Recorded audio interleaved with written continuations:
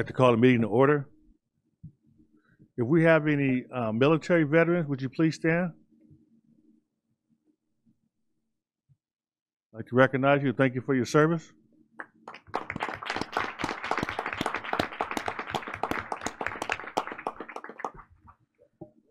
Everybody rise for the Pledge of Allegiance. Ask Chief Polito to lead us in the Pledge of Allegiance.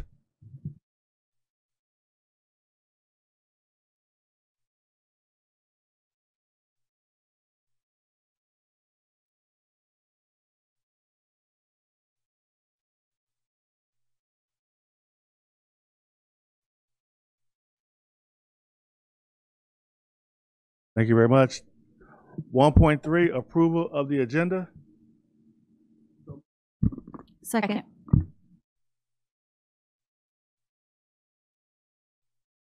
The moved and second, vote please.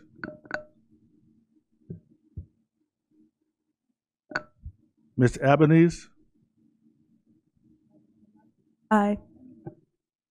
Ms. Chavez, Aye. and Ms. Ochoa.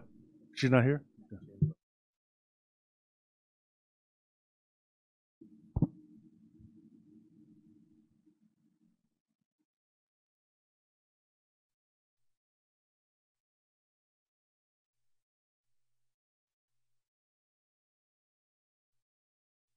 Motion carried. 1.4, San Bernardino Semi-School District Land Acknowledgement.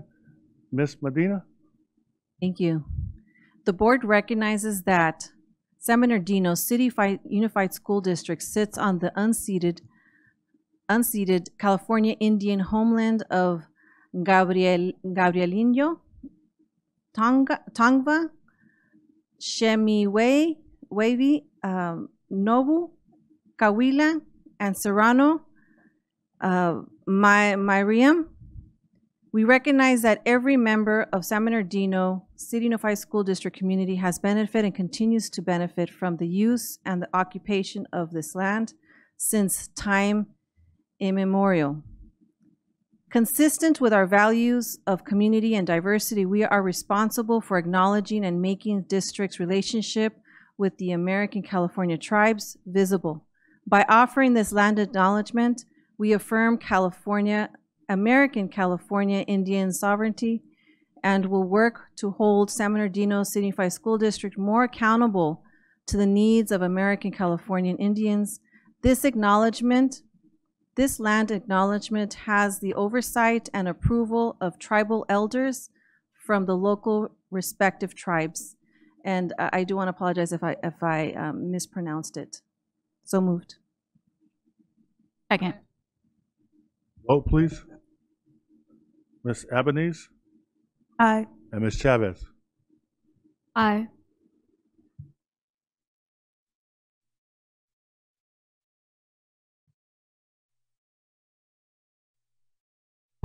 President Tillman, we don't vote on that, we just read it.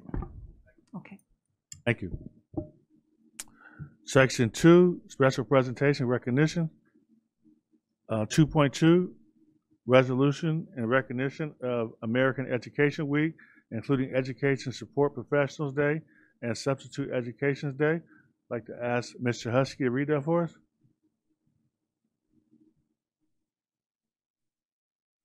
Thank you. Whereas following World War I, when it was discovered that many of the military draftees were illiterate, representatives of the National Education Association and the American Legion met to seek ways to generate public support for education, resulting in the first observance of American Education Week in December 1921.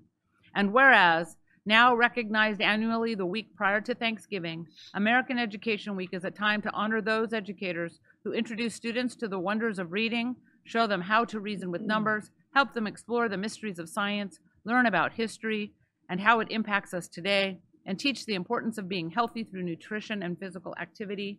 And whereas educators have moved beyond the classroom in helping students learn to think, solve problems, and cooperate with each other, and more than ever, educators work tirelessly to keep students' learning on track and amid increasing food insecurity and mental health issues. And whereas Education Support Professionals Day is celebrated the Wednesday of American Education Week, and honors the contributions of school support employees who are essential partners in the education process by keeping schools running smoothly, including para-educators, school secretaries, clerks, health aides, office assistants, recreational aides, and the many others who support educators. And whereas the Friday during American Education Week is Substitute Educators Day, honoring substitute teachers, also known as guest educators, for their role in providing a critical service in the education of children by acting as a bridge to provide continued quality education to students in the temporary absence of their regular classroom teachers. Therefore, be it resolved, the Board of Education of the San Bernardino City Unified School District recognizes November 18th through November 22nd, 2024 as American Education Week, November 20, 2024 as Education Supports Professionals Day, and November 22nd, 2024 as Substitute Educators Day, and recognizes the entire week as a time to celebrate the potential of all students and to acknowledge and give thanks to the teachers, guest teachers, and support professionals working within the educational system to ensure every child receives a quality education. So moved. Second. Moved by Mr. Husky and second by Mrs. Alexander. Vote, please. Ms. Albanese? Aye. Ms. Chavez?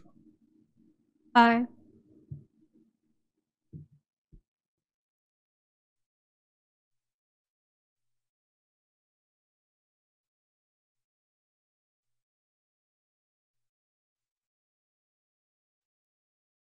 Ms. Grande?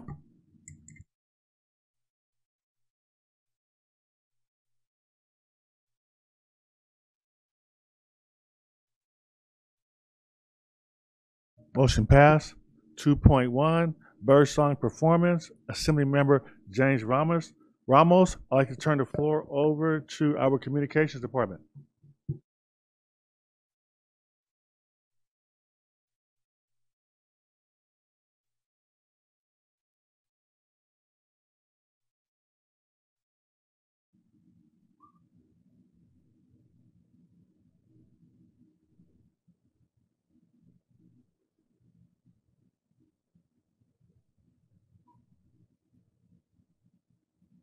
Good evening, board members, Superintendent Ariano, Executive Cabinet.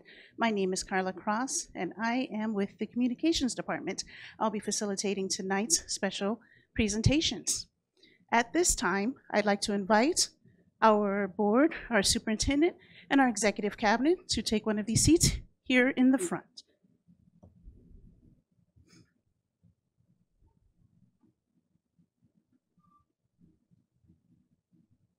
While they make their way, I just want to go ahead and get started with my remarks. And before I introduce our cultural heritage presentation, I'd like to take a moment to invite or to recognize our special guest, who is none other than Assembly Member James C. Ramos. Mr. Ramos, his son, James Ramos Jr., and his two nephews, Tom and Trevor Matthews, will be performing or presenting a bird song for us this evening. I'm sure many of us are fully aware of Mr. Ramos and his resume, but I just want to make sure that I take note of a few things. Mr. Ramos is a lifelong resident of the San Manuel Indian Reservation and member of the Serrano Cahuilla tribe. In 2018, he became the first Native American state lawmaker in California. He represents the 45th District, which includes the cities of Fontana, Highland, Mentone, Redlands, Rialto, and San Bernardino. In addition to his elective service, Mr. Ramos is a proven civic leader. He is the former chairman of the San Manuel Band of Mission Indians, and he has a deep commitment to the preservation of California Indian culture. Additionally, he is co-founder of the San Manuel Band's Cultural Awareness Program, and he serves as director of the California Indian Cultural Awareness Conference, held annually at Cal State San Bernardino. We have the privilege to have him here with us this evening. So, with no further ado, I want to thank Mr. Ramos, his son James Ramos Jr., Trevor Matthews, and Tom Matthews for inspiring us tonight with a cultural heritage, including birdsong presentation. please give them your full attention. Thank you. Well, thank you for inviting us out here to share some of our culture. We're from Samoa, we're Serrano and Cahuilla Indian people. I want to thank the school board and the superintendent for working and establishing the right for all Native Americans to wear regalia during graduation. I know that's something that we've been working on. It's something that now the district is totally behind and moving forward. We're here because November is National Native American Heritage Month. So we're here to celebrate with you some of our culture, but also as a community, celebrating the rich diversity that makes San Bernardino City Unified School District what it is. With all those here in the audience here today and those watching, we represent a diverse community. And the beginning of where these schools are at is Serrano territory and Cahuilla territory. So then we're going to sing some of those songs for you today. But again, thank you for partnering with us on making sure that our students are welcomed here in the district. Thank you so much.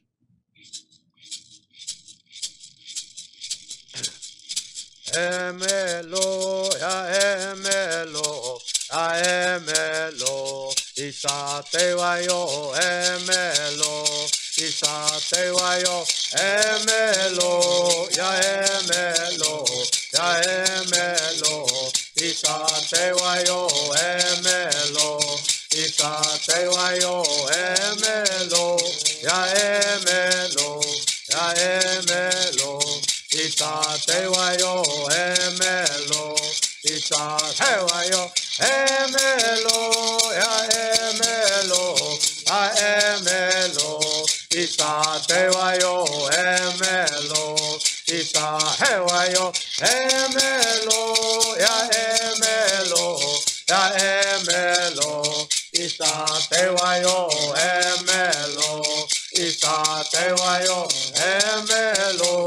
Ya emelo, isa te wayo emelo, isa te wayo emelo, ya emelo, isa te wayo emelo, isa te wayo emelo, ya emelo, isa te wayo emelo, isa te wayo emelo, ya emelo.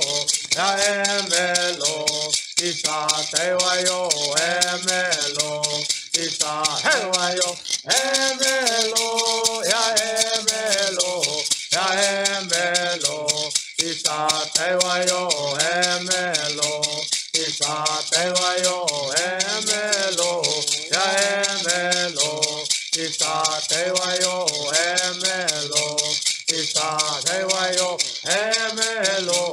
Ya emelo, isa te wayo emelo, isa te wayo emelo, ya emelo, isa te wayo emelo, isa te wayo emelo, ya emelo, ya emelo, isa te wayo emelo, isa te wayo emelo, ya emelo, ya emelo, isa te wayo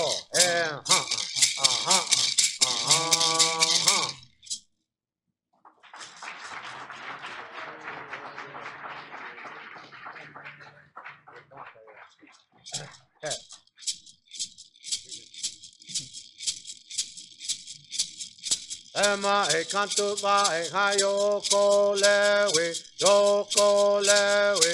Ema e canto ba e hayo kolewe, yo kolewe. Ema e canto ba e hayo kolewe, yo kolewe. Ema e canto ba e hayo kolewe, yo kolewe. Ema e canto ba e hayo kolewe. Go kolewe, tema e canto pa e hayo kolewe, tema e canto pa e hayo kolewe, go kolewe, tema e canto pa e hayo kolewe, tema e canto pa e hayo kolewe, go kolewe, tema e canto pa e hayo kolewe, go kolewe. he kantu pa he kayo kolewe. O kolewe. Tema he kantu pa he kayo kolewe. O kolewe. Tema he kantu pa he kayo kolewe. Tema he kantu pa he kayo kolewe. O kolewe. Tema he kantu pa he kayo kolewe. O kolewe. Ho na yo kolewe. Tema he kantu pa he kayo kolewe. O kolewe. Ho na yo kolewe. Tema he kantu pa he kayo kolewe. O kolewe. Tema he kantu pa he kayo kolewe. Tema he kantu pa he halo.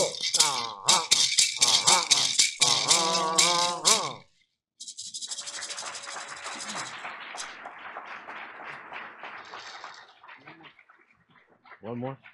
We're here celebrating National Native American Heritage Month. Is the month of November. So we encourage you to learn about Native American people during this month, your neighbors, the students that are here, and to honor a rich tradition that has set the path for this school district to even be named in the schools where we're on. So honor all Native Americans throughout this month.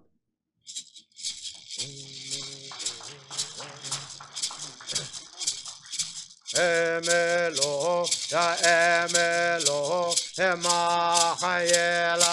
Emelo, ya emelo, ema hayela.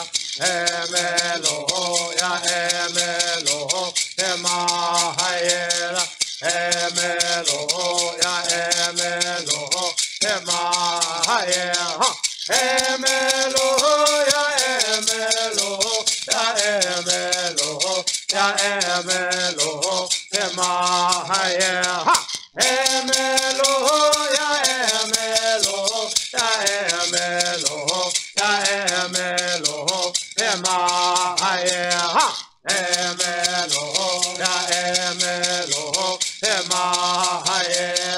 Emelo, ya emelo, ema hayela. Emelo, ya emelo, ema hayela. Emelo, ya emelo, ema hayela. Emelo, ya emelo, ya emelo, ya emelo, ema hayela. Emelo, ya emelo, ya emelo, ya emelo, ema hayela. Emelo, ya emelo, ema hayela.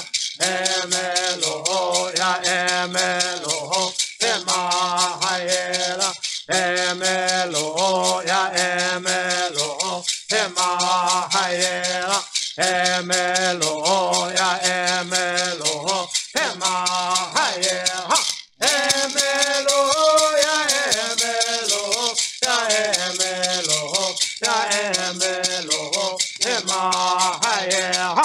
Emelo, ya emelo, ya emelo, ya emelo, ema hayela.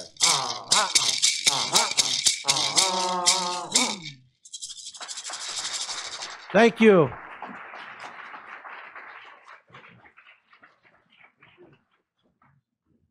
Hey, it was fun, Dan. Good to see you, brother. Hey, what's up? Good job. Good to see you. Hey, so good to see you.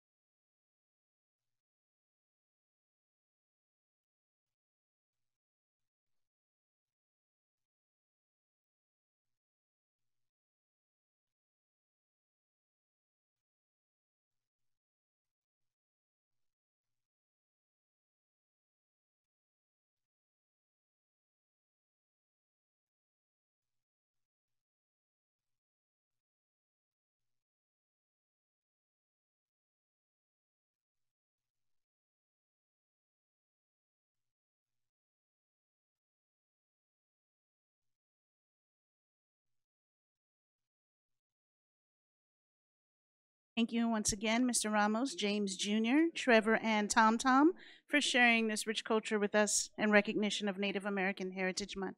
It's truly been an honor to have you with us this evening. Board Superintendent, Cabinet, please return to your seats. Let's get one more round of applause, please.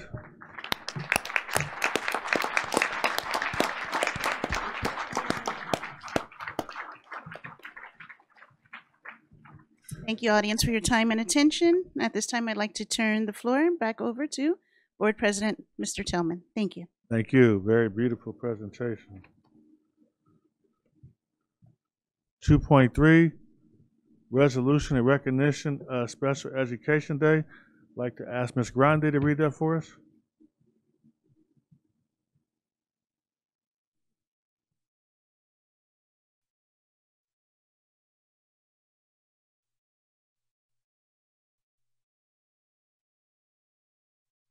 I would love to, thank you. Whereas on December 2nd, 1975, the All Handicapped Children Act was signed into law, which was renamed the Individuals with Disabilities Education Act, IDEA, in 1990. And whereas December 2nd is annually recognized as National Special Education Day in honor of this important piece of educational legislation. And whereas the California Department of Education reports that more than 850,000 individuals, ages newborn through 22 years, were provided with special education services in the state of California in the 2023-24 school year alone. And whereas the district's special education department is dedicated to providing a range of educational and social services to students between birth and age 21 in an environment that allows them to be educated effectively regardless of their needs. Therefore, be it resolved, the Board of Education of the San Bernardino City Unified School District recognizes December 2nd, 2024 as National Special Education Day and encourages all district schools to take time to educate all school staff members on the importance of providing a quality education to all students. So moved. Again. Moved by Ms. Medina, second by Ms. Ceballos. Vote, please. Ms. Albanese, Aye. Ms. Chavez, Aye. and Ms. Ochoa. Aye.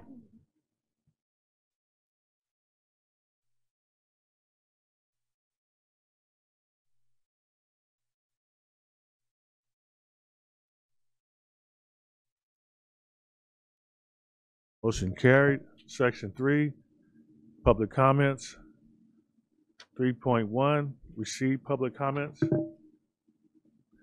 This is the only time the public will have an opportunity to address the board on items not on the agenda and within their subject matter jurisdiction, such as district policies, procedures, program services, and fiscal matters. Public comments are limited to 5 minutes per person.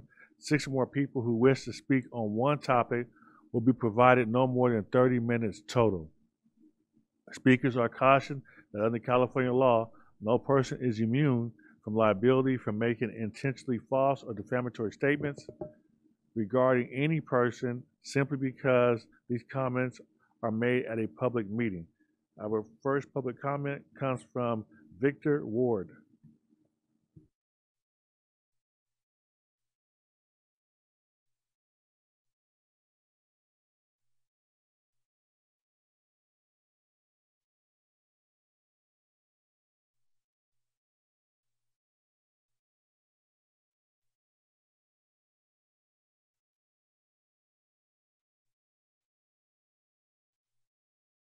Push that button in front of you until it turns green. No, on the, there you go. Thank you.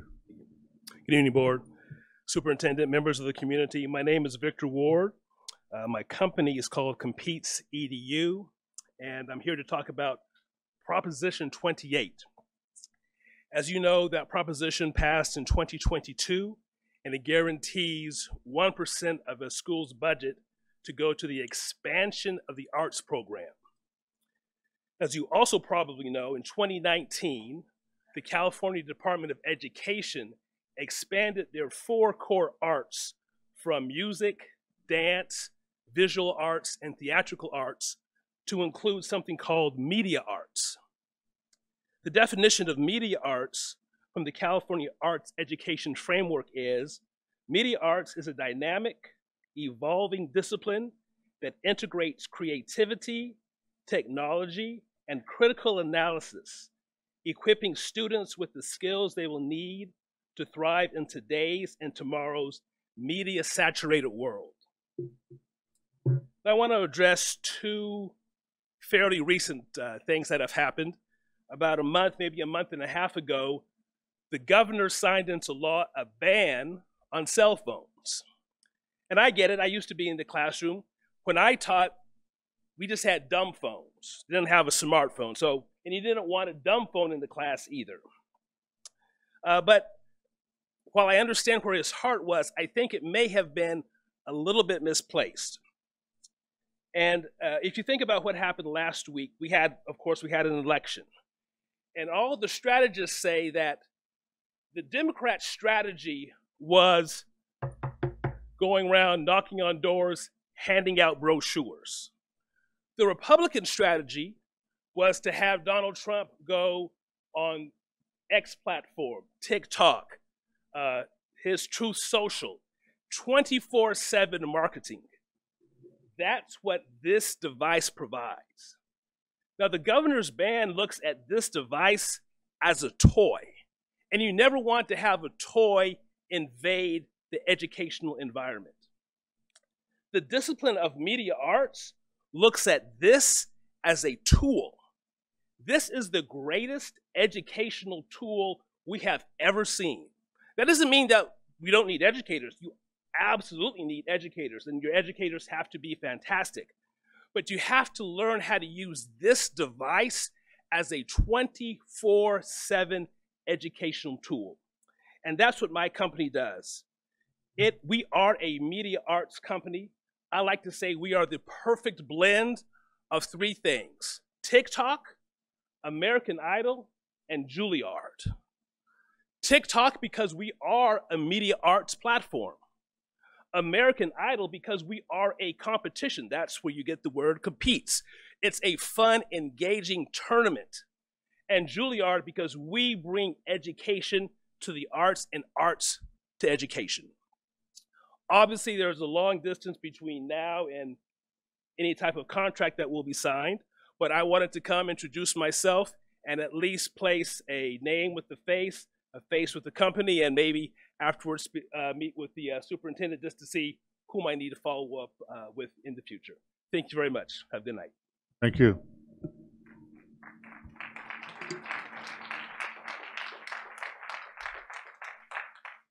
Tammy Martinez.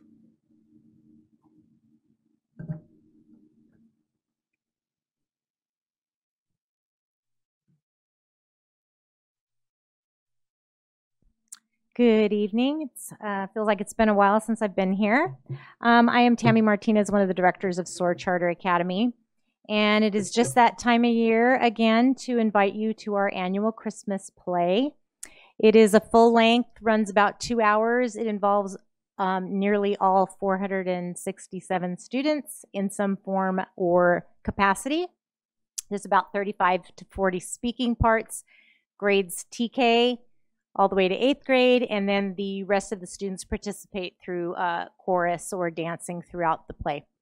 We did have some trouble scheduling this year. We had been at Sturgis for a while. They are now under construction, so we were at Indian Springs, but we kind of dropped the ball this year and didn't book in time, so they booked our dates. So we did find a theater at Fontana High School and would still appreciate anybody who'd like to come. We have a new play this year called Detective Red and the Christmas Mystery, and we would love for any board members and their families to join us. So I have invitations that we'd love to see you there. Have a great night. Thank you very much. You are welcome. Blanca Lopez.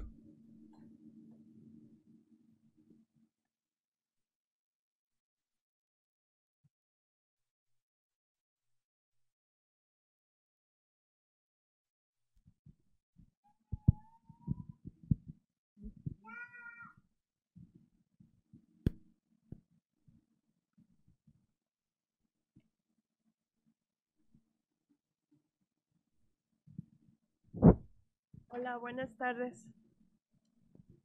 Hello, good evening. A todos los representantes del board. Good evening, everybody, board members. Vengo a hacer una petición. I come asking for a petition. La petición es que por favor observen más a los maestros cuando se va a empezar el año escolar. My petition is that you absorb more the teachers when the school year starts. Ya que yo tengo dos estudiantes con parte que integran educación especial. I have 2 students in special education. En el cual el asiento para el estudiante con la silla where one of them has his desk and his chair. No ayuda al estudiante cuando el maestro da la instrucción. The way it's set up, it doesn't help the student when the teacher is giving an instruction, a lesson. Eso lo observé cuando fue la open house. I saw this during open house. Pedí ayuda con la principal de Richardson. I asked the Richardson principal for help. Y dijeron que como no estaba en el IP, no era necesario que los maestros estaban obligados a ayudar al estudiante. So being that this wasn't an accommodation on their IEP, that the teachers weren't obliged to have to do this. Me es frustrante, porque ¿dónde está el punto de humanidad? It's quite frustrating because where is the humanity in that? Tiene que estar en el IP cuando es un documento legal para que los maestros actúen basado al estudiante que tiene una necesidad. Does it really have to be an accommodation or a service on an IEP for the teachers to accommodate a student? Basado a esas frustraciones, mi hija se agredió su persona. And due to this, my child started self-harming because they were... la escuela me refirió a este lugar. The student was stressed and the school referred me to this place here. La evaluaron y en la respuesta del evaluador dice que la estudiante se siente frustrada y que no encontró el modo de cómo sacar la solución. So it says here, well, the evaluator said in his notes that the student is so frustrated that because in her classes, because of her grades, that this is why she's self-harming. Mi punto es de que mi estudiante está pasando esto. ¿Cuántos más estudiantes pueden pasar esto? Solo por unas... So if my student's going through this, then how many more students are potentially going through the same situation? El punto aquí, yo soy comunidad y ustedes son parte de mi comunidad. So the point here is I'm a member of the community and so are you. Es por eso que recurro a ustedes y cada vez que tengo un problema siempre recurro a ustedes. Which is why every time I have a concern or problem, I come here asking for your help. Porque en la escuela se quiere manejar esto en la escuela y la escuela a veces se queda ahí. So I tried going to school first, but sometimes a lot of these things just stay there and nothing ever happens. Y es importante que ustedes, parte de miembro, sepan los detalles, pero esto no es como un complaint, esto es para una solución. So it's important that you are aware as members about this. This isn't just a complaint. You know, I just want you to make you aware of what's going on. Para tener una solución, no tanto para mi estudiante, sino para todos los estudiantes que tengan un IP. So not just to find a solution, not just for my student, but for all students, especially those that have an IEP. Muchas gracias por su tiempo y pido una junta para usted, superintendente, para explicarle más a detalle mi problema. So thank you for all your time, and I request a meeting with the superintendent to talk a little bit more about the situation. Muchas gracias a todos, cada uno. Thank you to all. I have a question. So what grade is your student in? What grade? 7 grado. 7th. 7th grade in Richardson. Right, and you said that you had a concern about the seating. Is it in one class or all the classes? En la clase de historia, ella estaba sentada, digamos, esta parte así. La instrucción estaba acá y ella estaba sentada así de espalda. Para agarrar la instrucción tenía que sacar su silla y voltear al instructor. So for example, her history class, which is where I originally saw this, the instructor is on one side of the room and my student is facing a different way. So in order for her to face this instructor, she would have to move her seat around. En la clase de inglés estaba muy cerca al screen. El screen de instrucción tiene mucha luz como una computadora y lastima los ojos. So for example, in English class, she was too close to the screen where the teacher gives the lessons. And well, the screen, obviously, that's too close to her eyesight. En la otra clase, no recuerdo cuál clase, la posición para el estudiante mirar al pizarrón, batalla para voltear así. No sé cuánto tiempo sean las instrucciones, pero a veces el cuello está varios tiempos así. At another classroom, I don't recall which one it was, but my student was facing in a way where she constantly had to move her neck, her head towards the side. And, I don't know how long the teacher might be speaking to her or giving a lesson. And that's too long for any student or any of us to have to be facing a certain way, cranking our necks. Es frustrante porque tenía que pedir un amendment para agregarlo en una IP para que el maestro lo tenga que hacer. Ya no va a ser opción, sino lo tiene que hacer. Es frustrante. ¿Dónde está lo humanitario? So it's quite frustrating because I was told that it has to be part of the IEP. I had to ask for an amendment in order to have it as part of the services and accommodations for her to be able to sit a different way. Thank you very much. One more question from Ms. Ceballos. Actually, it's just a comment. So thank you so much for coming out and bringing this to our attention. Muchas gracias a todos y ojalá todos somos comunidad y esto es para solución, no complaint, por favor. And I just want to note, though, that for something as simple as that, it's not required to be on an IEP. An accommodation that simple should be accommodated in the classroom if the student needs it. So I just hope that we're not giving parents, additional obstacles to be able to support their students, because that's what it's sounding like to me. So I just hope that when it's simple accommodations like that, that we do let the school sites and the teachers know that they are possible outside of an IEP, that it doesn't have to be an amendment necessarily. Yes, and I like the work for all schools and for these students in specific. Thank you, and we'll have the superintendent contact you. Thank you very much. God bless you. Nikki Blackburn.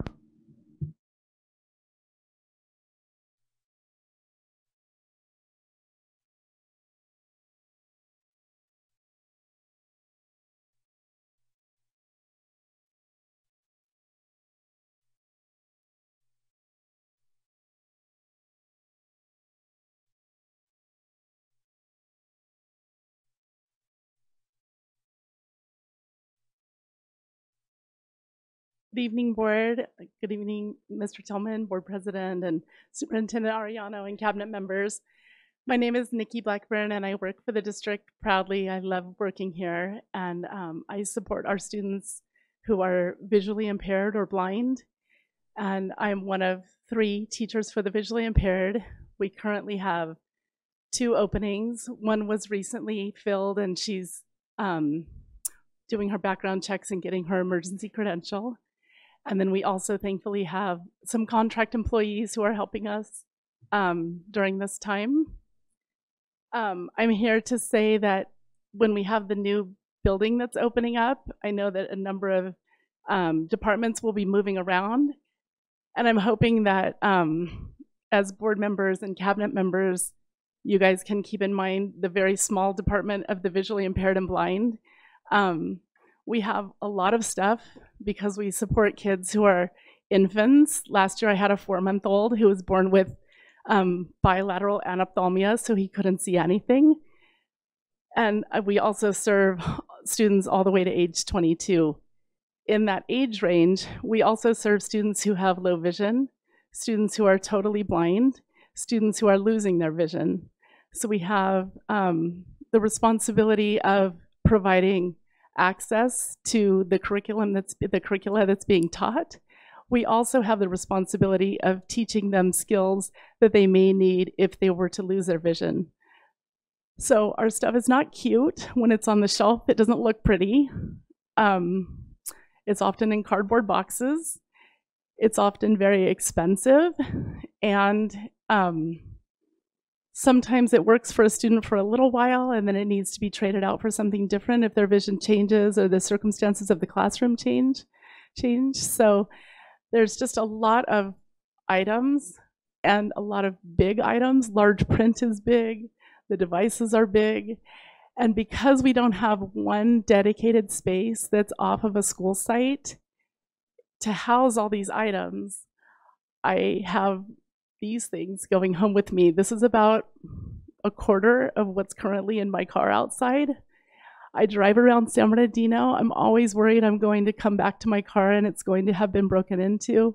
At night, I have to have my husband and I do this whole car switch around thing because I have to park my car behind our gates. And it's just an added level of stress and concern that I take home with me every day. And when we're employing a new person in our district as a district employee, not that we should be providing this also for our contract employee, but our new district employee, it's the first time she's ever been a teacher for the visually impaired. She comes to us with valuable experience, having been a mild to moderate classroom teacher for an SDC.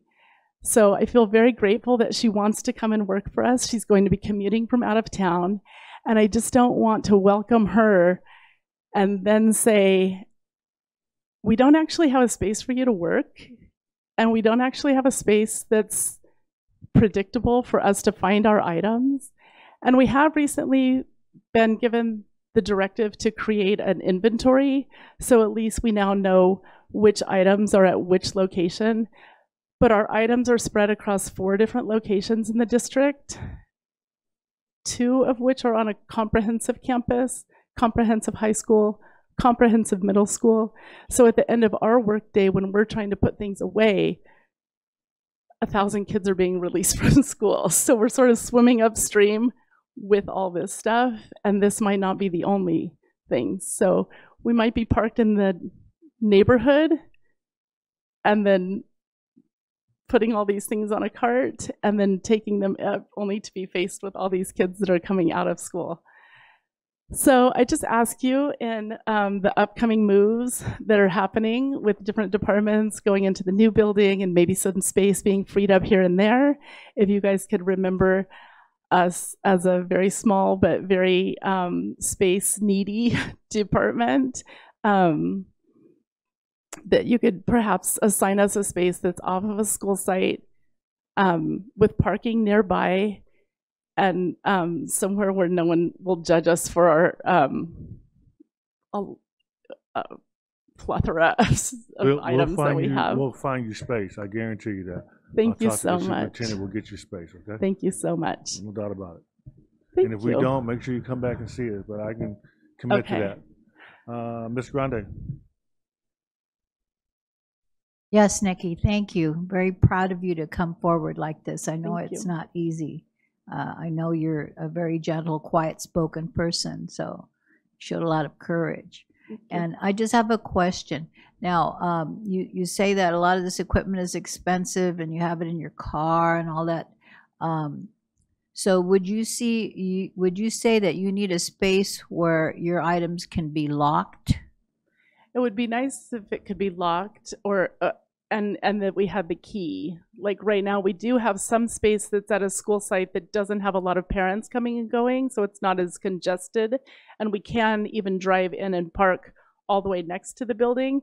It's 3 or maybe 4 cupboards, and it's shared with a couple of other people and purposes, and we need a key to open the gate. So we have to bother the custodian, which I always feel bad because they're so busy. Right. And then the door, we don't have a key to that classroom either. So often it's open, but if it's not open, then we have to bother the school secretary to come and open the door. Right. So I feel like if that space could work if it weren't shared and if we had the keys to make it accessible to come and go and pick up and drop off the items that we need.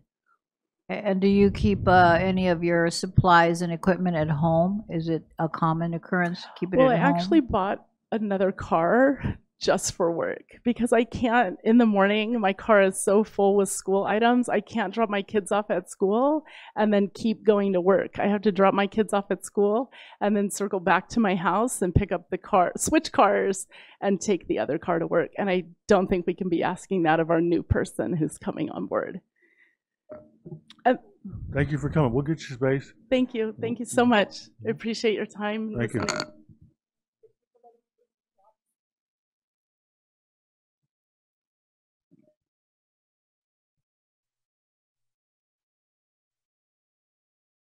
Brings us to section 4, public hearing.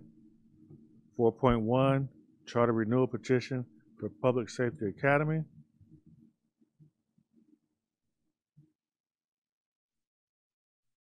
On September the 16th, 2024, Ms. Jennifer Stickle, lead petitioner for the Public Service Academy of San Bernardino, submitted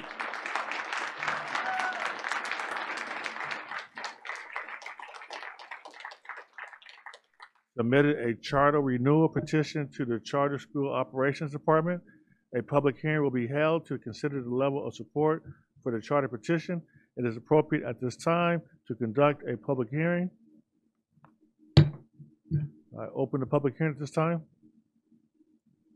Good evening, President Tillman, Vice President Ceballos, Board, and Cabinet. My name is Ernestine Hopwood, and as you know, I'm the director of our charter schools here in San Bernardino.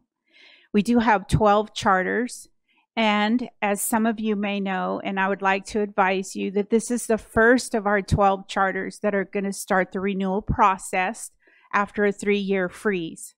So COVID froze renewals for 3 years, and today we have with us Public Safety Academy. They have turned in their charter petition on September 16th. Today we will hold their public hearing. The district staff will analyze their renewal petition and provide you with the staff report 15 days prior to the vote, which is to happen in December. Also, an additional criteria for renewal that happened post AB 1505, which is our most recent legislation, is that charters have to be approved by number of years according to their performance on academic measures. Public Safety Academy is currently at a medium level, which would qualify them for 5 years of renewal if the board so chooses to renew their charter.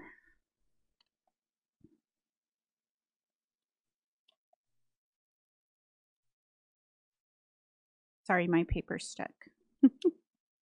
Okay. All right. However, the board may deny a middle performing charter school for various reasons, such as if they fail to meet sufficient progress towards meeting standards that provide a benefit to the students at the school, or that you decide that closure is in the best interest of the students. The decision to deny provides greater weight to performance on academic measures. So those are some of the ways that the board can decide to deny the charter.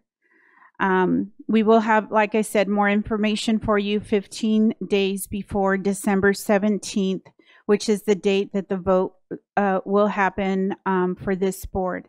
And now I'd like to introduce the principal of the school, Jennifer Stickle.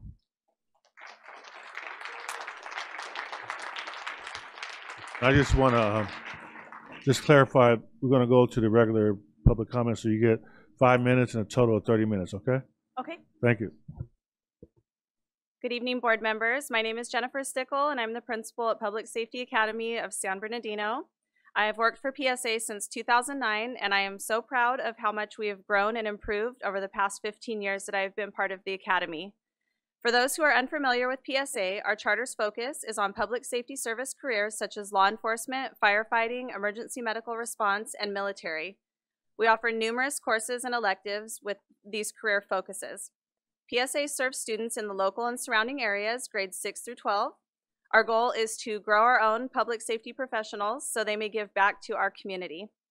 Since we began officially tracking in 2014, we have had 17 graduates hired by law enforcement agencies to include San Bernardino PD, San Bernardino Sheriff's, Riverside Police Department, Redlands Police Department, LAPD, and the California Highway Patrol. We also have numerous graduates who have begun careers with fire departments, emergency medical agencies, and all branches of the United States military. Aside from the public safety aspect, cadets at PSA are provided with A to G coursework, and we have a strong college-going culture. At least 60% of our cadets enroll in college after graduation, and the other 40% begin careers and/or join the military. We are also very proud to have a 100% graduation rate. What makes me most proud, however, is that our cadets feel at home at PSA. We love and care about our cadets, and they know we are there for them, whether it be regarding academics, social emotional needs, or anything else.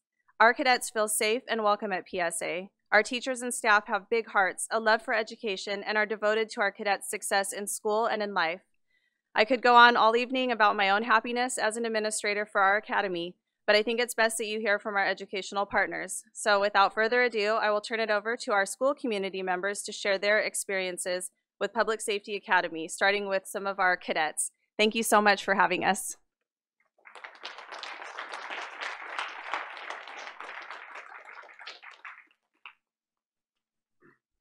My name is Noah Navarrete, and this is my speech. I have been at PSA for about 3 years now, and I can say the school structure is very good considering its position. And these teachers actually care about one's education instead of just trying to get by the day. That's it. Thank you. Thank you. Hi, my name is Justal Tiffany Love, and this is my first year at Public Safety Academy. This year so far has been so fantastic. I love this school. The people here love me. They are nice and very communicative. The staff is very trustworthiness and respectful. They show us how to be responsible. It is also a good school for people who want to join the military or become a police officer. You could also go to the school if you want to be a firefighter, help with the paramedics. And the mission of Public Safety Academy is to develop the cadet towards a career in public safety through progress of rigorous academics, realist hands-on training, altitude, development, fitness, improvement, and strict discipline, and a free public charter school educating grade through 6 through 12. Also, as I must conclude with my speech, as I must say, I'm a Public Safety Academy cadet. I strive to achieve academic excellence. I exemplify high moral character. I work diligently to prepare myself for the future, and I know my success in school and life is dependent on my own efforts. Thank you.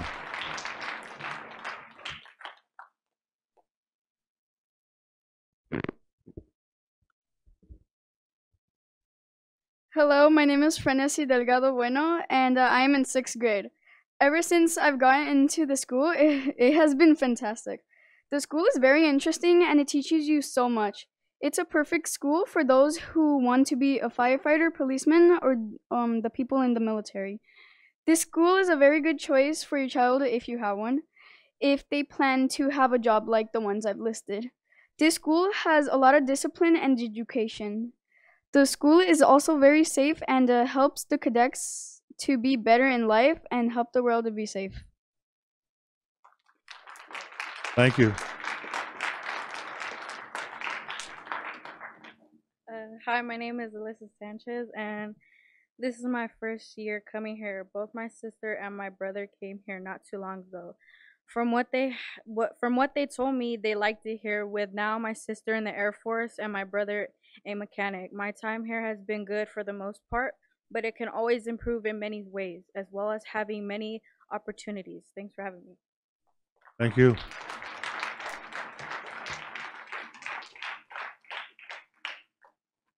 Hi, my name is Maria Machuca Ramirez. I am 15 and I've been in this school for 2 years now.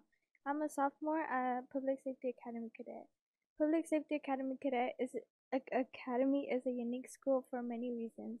One of the reasons PSA is a very unique school is because they show us how to have dignity and discipline in our body and ourselves. They also show us how to be a better person for our community and in this school. We have a lot of courses and Can I opportunities. get you to go a little closer to the microphone? Oh, sorry. We have Thank you. many opportunities and many courses. Many other schools don't offer. We get to do military stuff. We get dressed with the uniform of pride. This school has a lot of support, and they help the students that get their mindsets to be more mature. In this school, they offer tutors and they help people that need help with their work. We get first-hand experience from many teachers in this school who teach us all these stuff about military and police that have been in professional fields. This school is like a community where we all help each other and support each other to make this school a better place for us. We get to learn new things in this school and experience new things and get to do stuff we never thought we would do. Tucci disciplines us and by correcting us or punishing us when we do bad things or decide to make bad decisions. This school shows us how to walk in a classroom correctly, how to respect or talk to older people, how to make people feel welcome and supported, help us see how real life will be after, and help us to figure out what we want or what we want to do in our future. And we have benefits many others really don't. So thanks to this school, I will have a mature mindset and stick to something in my life and focus on only one thing. I will leave this school knowing I had an amazing experience and knowing new things about life and new people. Thank you. Thank you.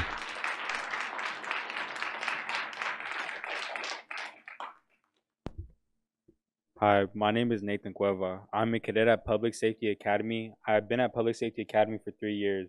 I have been there since 9th grade. From the time I have been at Public Safety Academy, I have learned a lot from being a cadet/student. I learned discipline, teamwork, and life skills. From being a student there, they offer better opportunities that open new doors to explore the world. We are able to do fun field trips. We are a small school, so a lot of kids that attend Public Safety Academy get a lot of help from teachers and tutors. Thanks to the amazing staff, they are able to open new doors for us and give us great opportunities for us to succeed later on in life and become something of ourselves.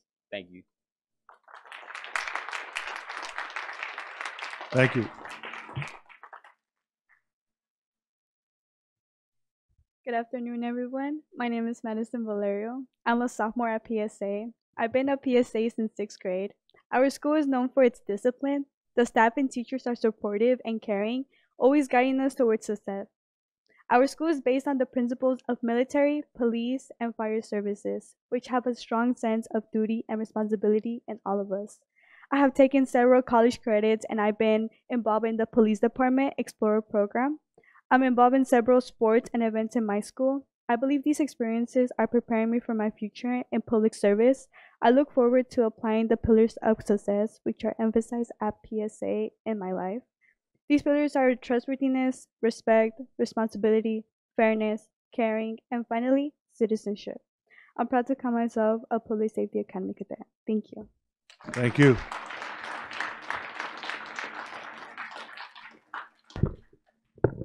Good evening, members of the board. My name is Dominic Rodriguez. I am a cadet here at Public Safety Academy, and I'm also the Academy Chief. I came here tonight because I would like to address you as to why I'm here to support my school. I started off at PSA as a 6th grade cadet and am now in 11th grade. Since joining PSA, I have seen 2 experiences, the universal experience and my personal experience.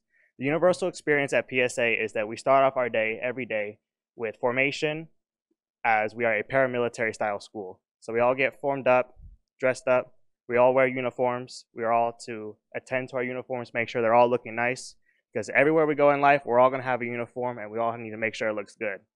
At formation, we honor our country by saluting the flag, as we are one of the greatest nations in the world, and we make sure that we cherish that and honor those that served our great nation.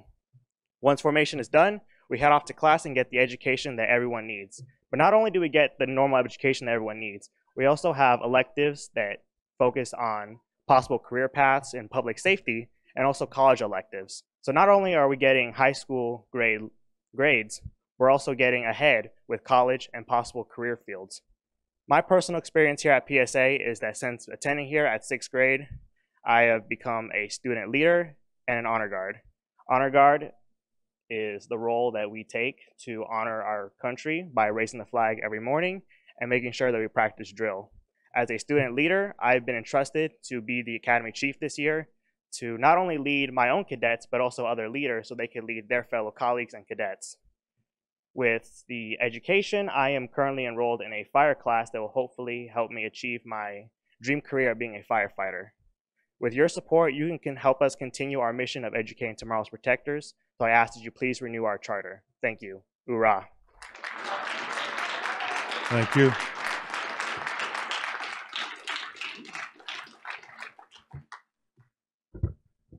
Those cadets are a tough act to follow, but I'll give it a go here. Good evening, board members and other members here on the dais, and it's nice seeing Board President Danny Tillman here. Hope you're enjoying your retirement.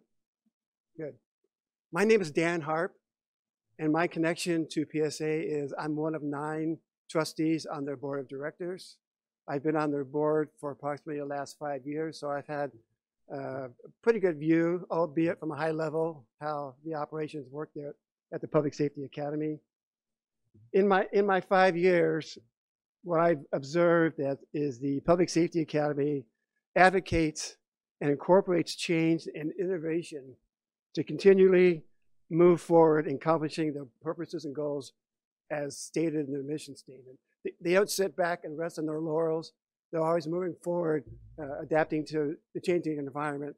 Of course, probably the biggest event in our lives is COVID. Everybody in the field of education had to do a major pivot on that situation. I will be citing some examples of changes and innovation that PSA has implemented over the years that I believe demonstrates PSA does not, as I mentioned, sit back on its laurels and stagnates. Just recently, PSA has just added a new athletic field to their facility. It includes a track, softball / baseball practice field with batting cages, soccer, and a football practice field. Before this, they had to go to another facility, bus the cadets, drive them there to practice. Now they can do this on site, which is just very convenient for the staff and for the cadets. And as we all know, we think it's true, I think at PSA, cadets who are involved in sports are motivated to maintain good grades and good behavior, good attributes to have as students or cadets.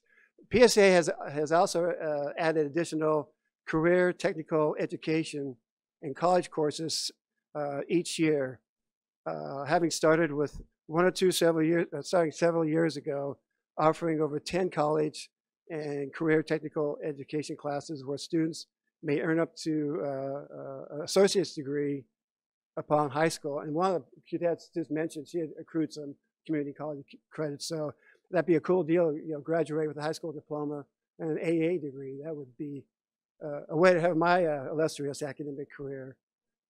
PSA has also expanded career technical education practical problems.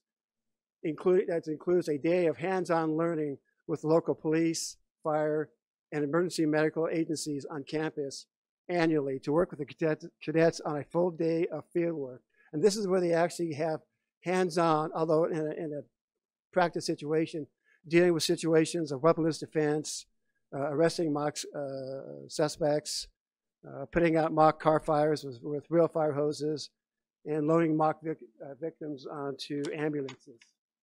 You can see the clock is ticking here. So they're getting some as close to a hands-on experience as they can in an educational environment. PSA has grown its academic tutoring program from 1 to 2 college students coming to the school part-time to help after school to now a staff of 14 tutors who work shifts throughout the school day, or they're in the classroom to assist students with classwork. Tutors also stay after school to assist with homework. I'll wrap this up here, but again, this is my perspective from a lofty perch. It's kind of similar to the Board of Education here. But in closing, I'll say when PSA opened its doors in 1999, the school had 12 cadets. Today we have 400 cadets, grades 6 through 12. Obviously, they're learning the academic side here, science, technology, education, and math. But they're also learning respect, discipline, perseverance, and what it means to be a good citizen, and how to make a positive impact on our community. And those are attributes that will carry them very far in whatever career they aspire to. Thank you very much for your attention in my 5 minutes. Good evening. Thank you, Mr. Hart.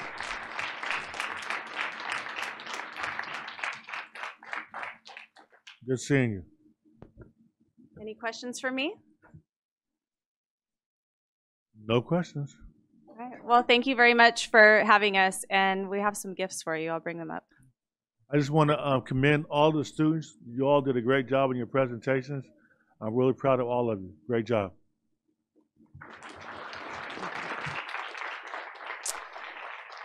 Thank you.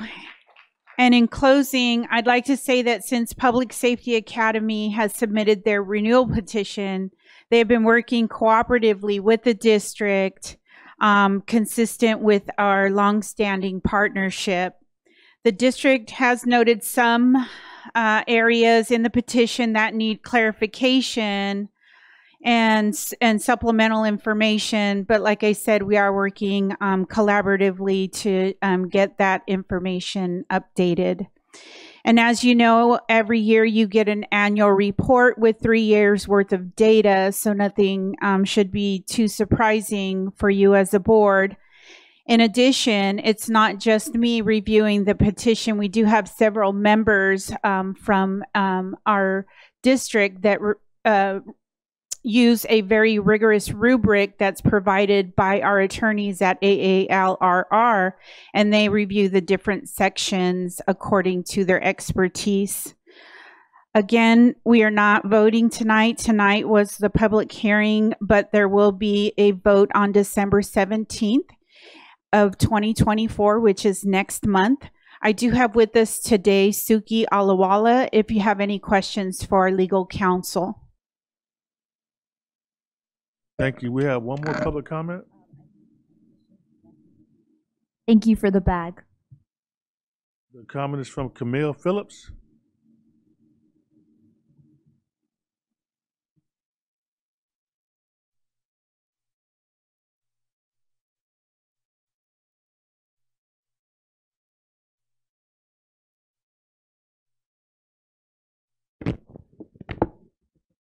Good evening, board members. Excuse my scatteredness. I've been up since midnight, serving you all in your Amazon orders.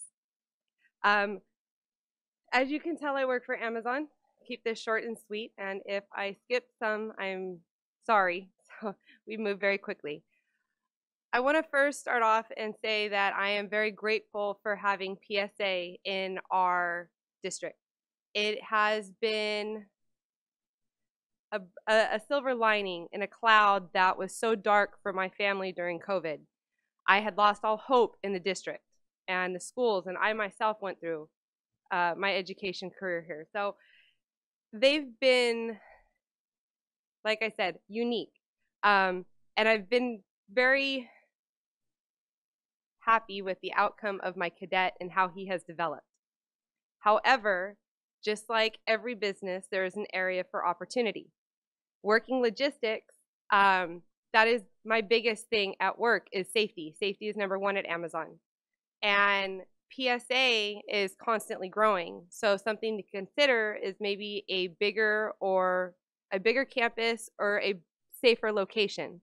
It is centered in the heart of the logistics of San Bernardino. It is right next to the airport. My son's school is literally 2 miles from the front steps of my warehouse, walking distance around the corner. the time that the schools get out is distribution time for the warehouses. So between 2 p.m. and 4 p.m., we are dispatching our loads. We are also receiving our loads. So that is the highest amount of traffic you're going to see on those streets around those cadets. That's one of my biggest concerns, because right behind the school is a trailer parking yard. So we share a driveway with that trailer yard. It is very well marked. However, in my training at Amazon, it's not safe. Also, I am concerned with the lack of control that the faculty used to have at the campus. And I say that because in the recent year, there has been a surplus of issues with drug paraphernalia and drug use on campus, both before, during, and after school. While the school has exercised measures to try and cut down on this, they fail to realize that the students are keeping everything on themselves. And that's where the problem lies, is the students, not their backpacks that they leave in the classroom, it's the student. So there are little areas of opportunity that a charter school needs to be held to the standard of a regular school. Some of those things.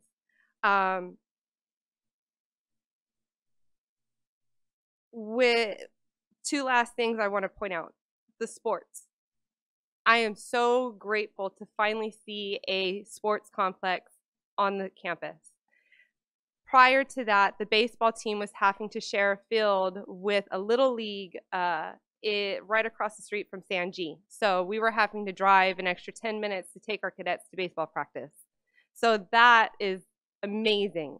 However, I'm really disappointed with the level or the standard that the coaches are held to. Coaches and cadets are allowed to swear at practices. And I've brought this up to the faculty and it's fallen on deaf ears. So here I am voicing it to you, hoping that it is heard. I say that metaphorically because at work I'm around a lot of loud machines, so I have to talk really, really loud.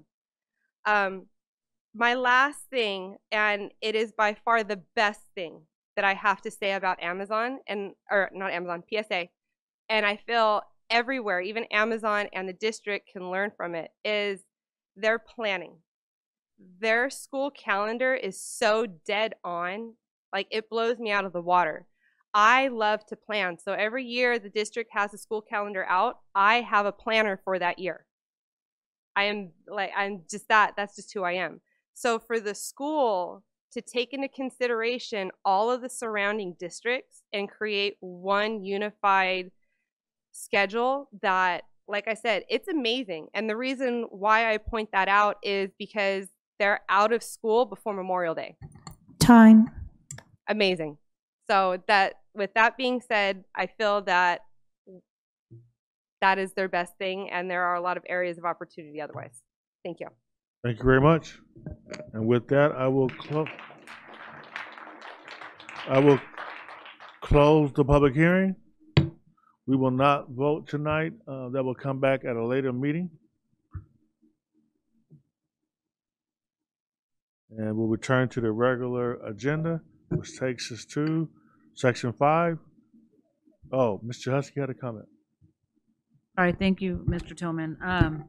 I want to also thank the cadets and Ms. Stickle for the presentation tonight. I just wanted to say, because I probably will not be here at the December meeting, that I had the opportunity to meet Ms. Stickle a number of years ago when we first started our youth court.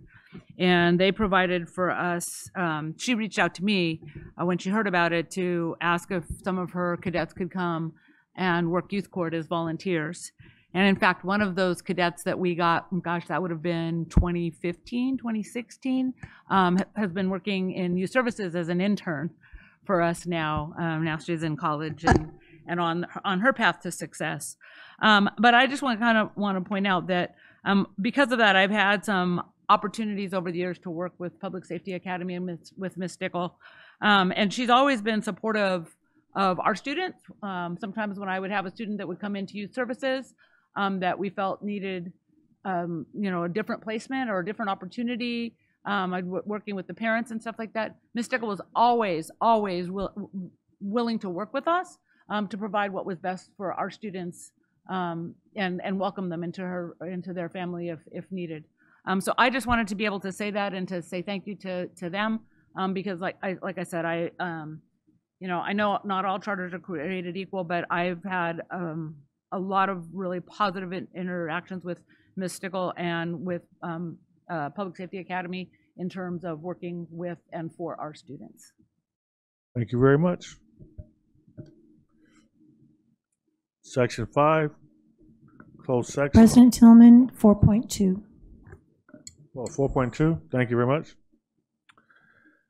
Acceptance and adoption of the MOU, campus security officers between the San Bernardino Unified School District and the California School Employees Association, Chapter 183.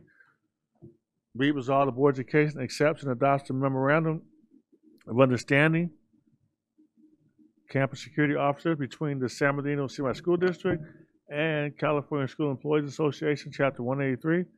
Entertain a motion. So moved. And actually, we need to do a public hearing also. Let's do the public hearing. Are there any public comments? There are none. I'd like to close the public hearing.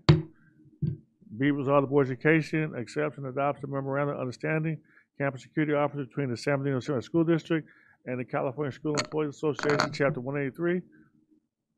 Motion, please. I'll move. Second. Moved by Dr. Wyatt and second by Mr. Husky. Vote, please.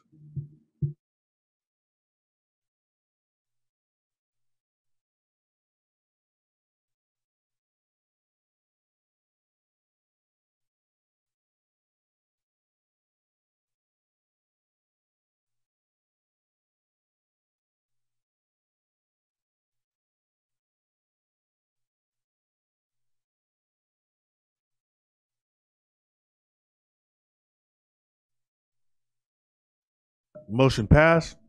Section 5, closed session. Closed session public comments. Are there any closed session public comments, Ms. Cunningham? There are none. We will go into closed session. Thank you. I'd like to call the meeting to order. Section 6, action reported from closed session. 6.1, expulsion of students.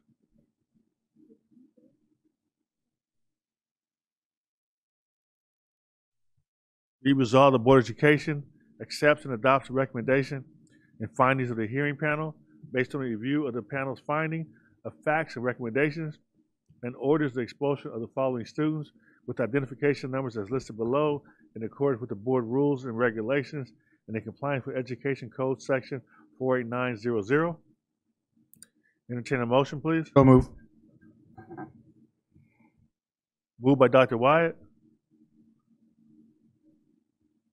Can I get a second? So moved. Second by Ms. Medina. Vote, please.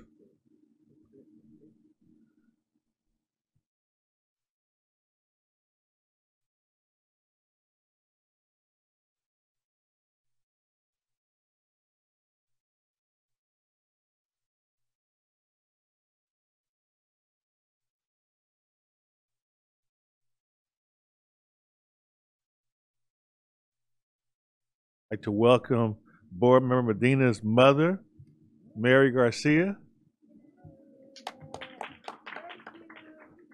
Always good to see you. We see where Ms. Medina gets her beauty from.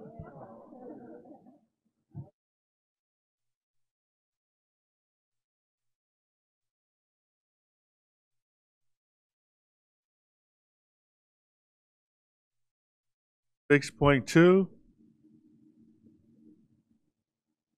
Students recommended for suspension or expulsion, excluding mandatory offenses, but remanded to youth court and other means of correction. Be resolved, the Board of Education accepts and adopts the recommendation and findings of facts of positive youth development and orders the suspension or expulsion of the following students with identification numbers as listed below in accordance with the board rules and regulations and in compliance with Education Code Section 48900. Moved by Second. Mr. Husky and second by Dr. Wyatt. Vote, please.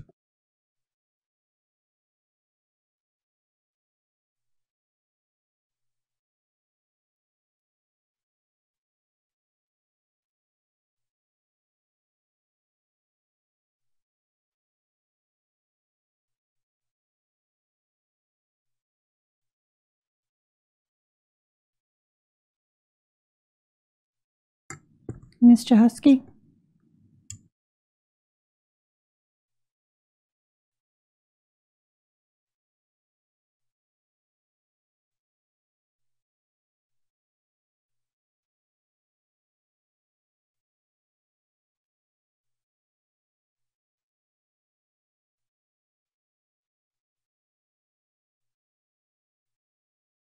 Motion passed. 6.3, lift, readmit of expulsion of students.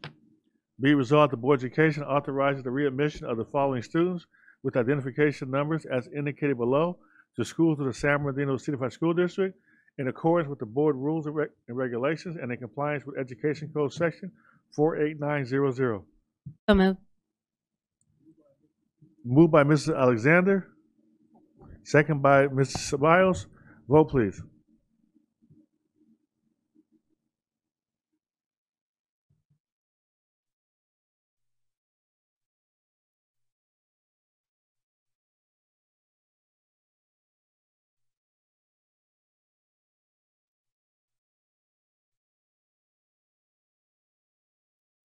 Motion passed. 6.4, petition to expunge, rescind, sealing of record, or modify youth court or expulsion.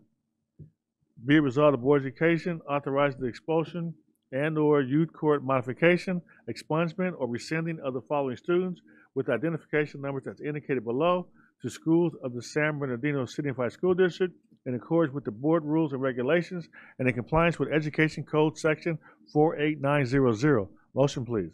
So moved. Moved by Ms. Medina and second by Ms. Ceballos. Vote, please.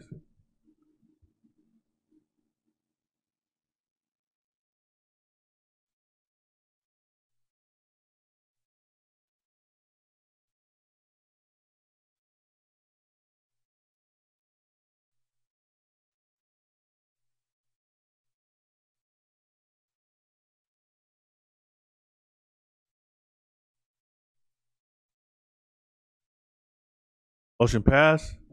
Section 7, student board members. 7.1, reports and comments. We'll start with Mr. Albanese. Good evening. My name is Patience Abanese, and I'm representing Middle College High School. I want to say thank you to all our college counselors and mentors for their help during our college registration this past week. Middle College High School is already preparing our students for their college finals with the upcoming event called Cocoa and Crams. This is where upperclassmen tutor underclassmen. Arroyo Valley has various seniors that are a part of the Young Legislators program, where they recently visited the University of Redlands. Indian Springs High School is preparing their seniors for their senior portraits. I also want to give a special thank you to Ms. Chahusky for all her help during the student board program. To conclude, I would like to wish my fellow students a great Thanksgiving break and good luck on their upcoming finals. Thank you. Thank you. Ms. Ochoa.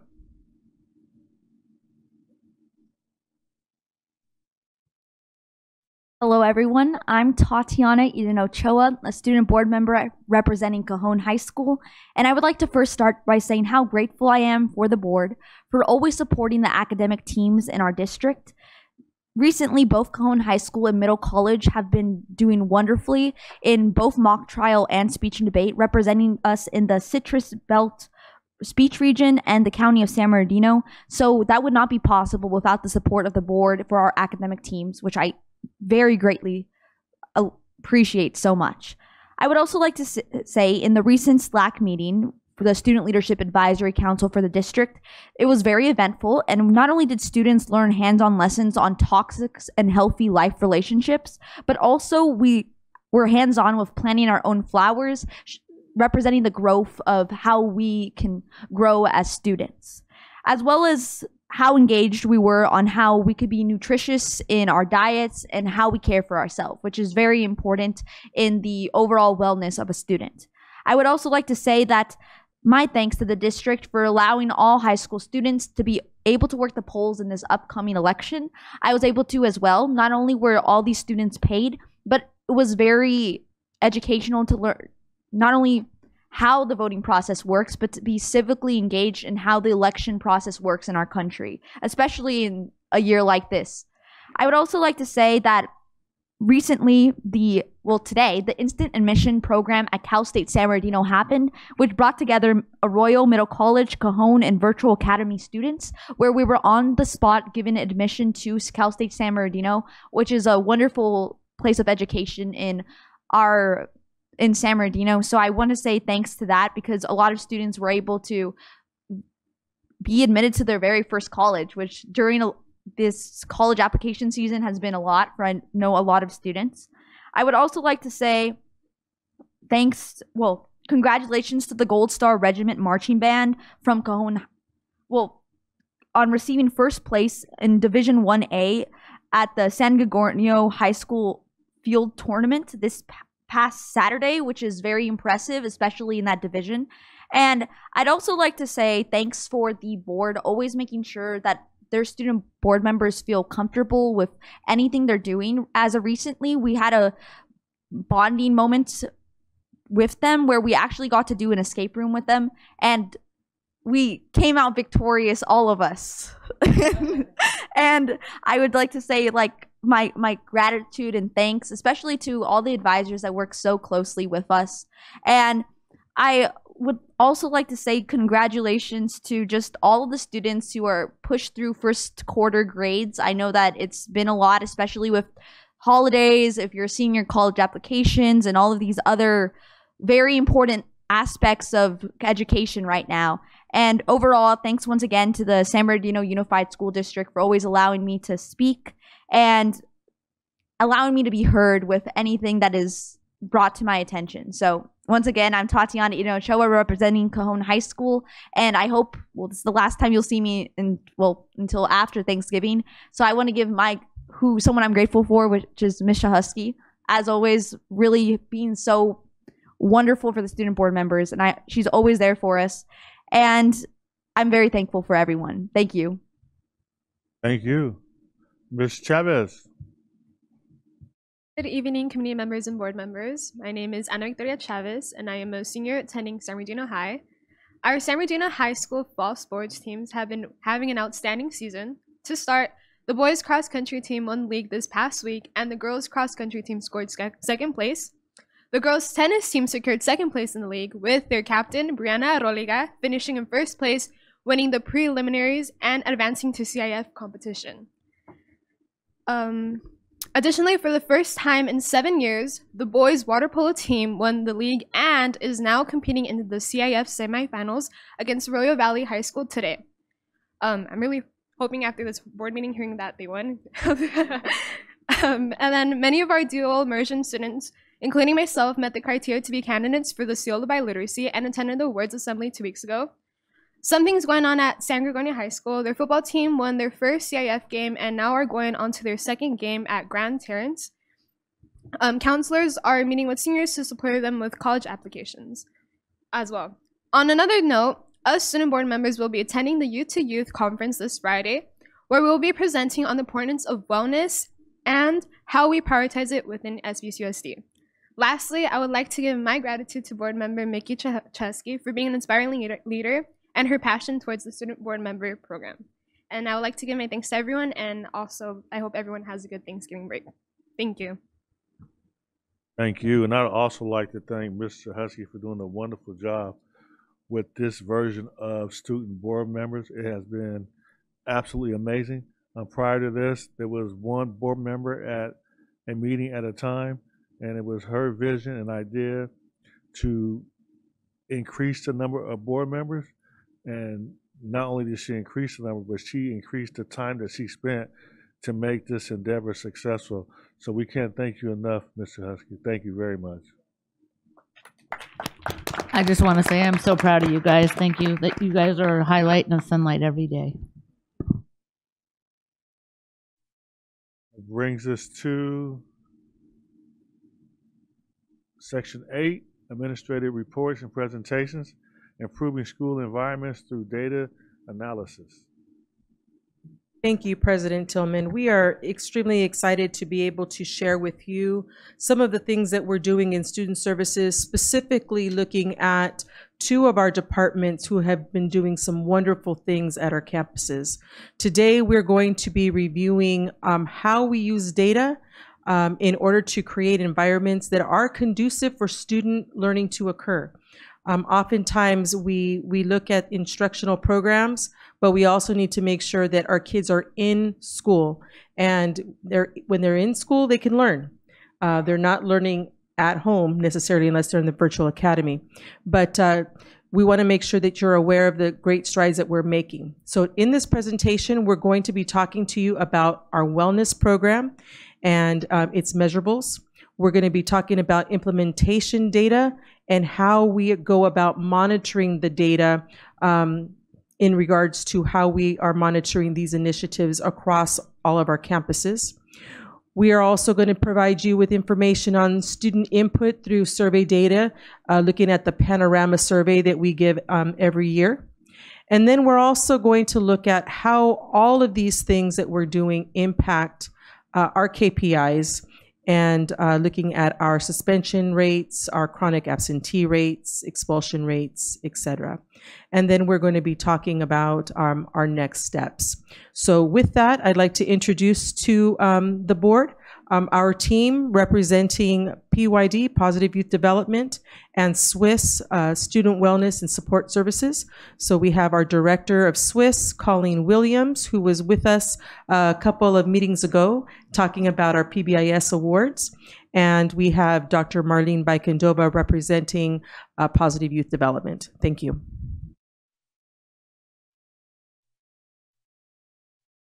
Good evening, everyone.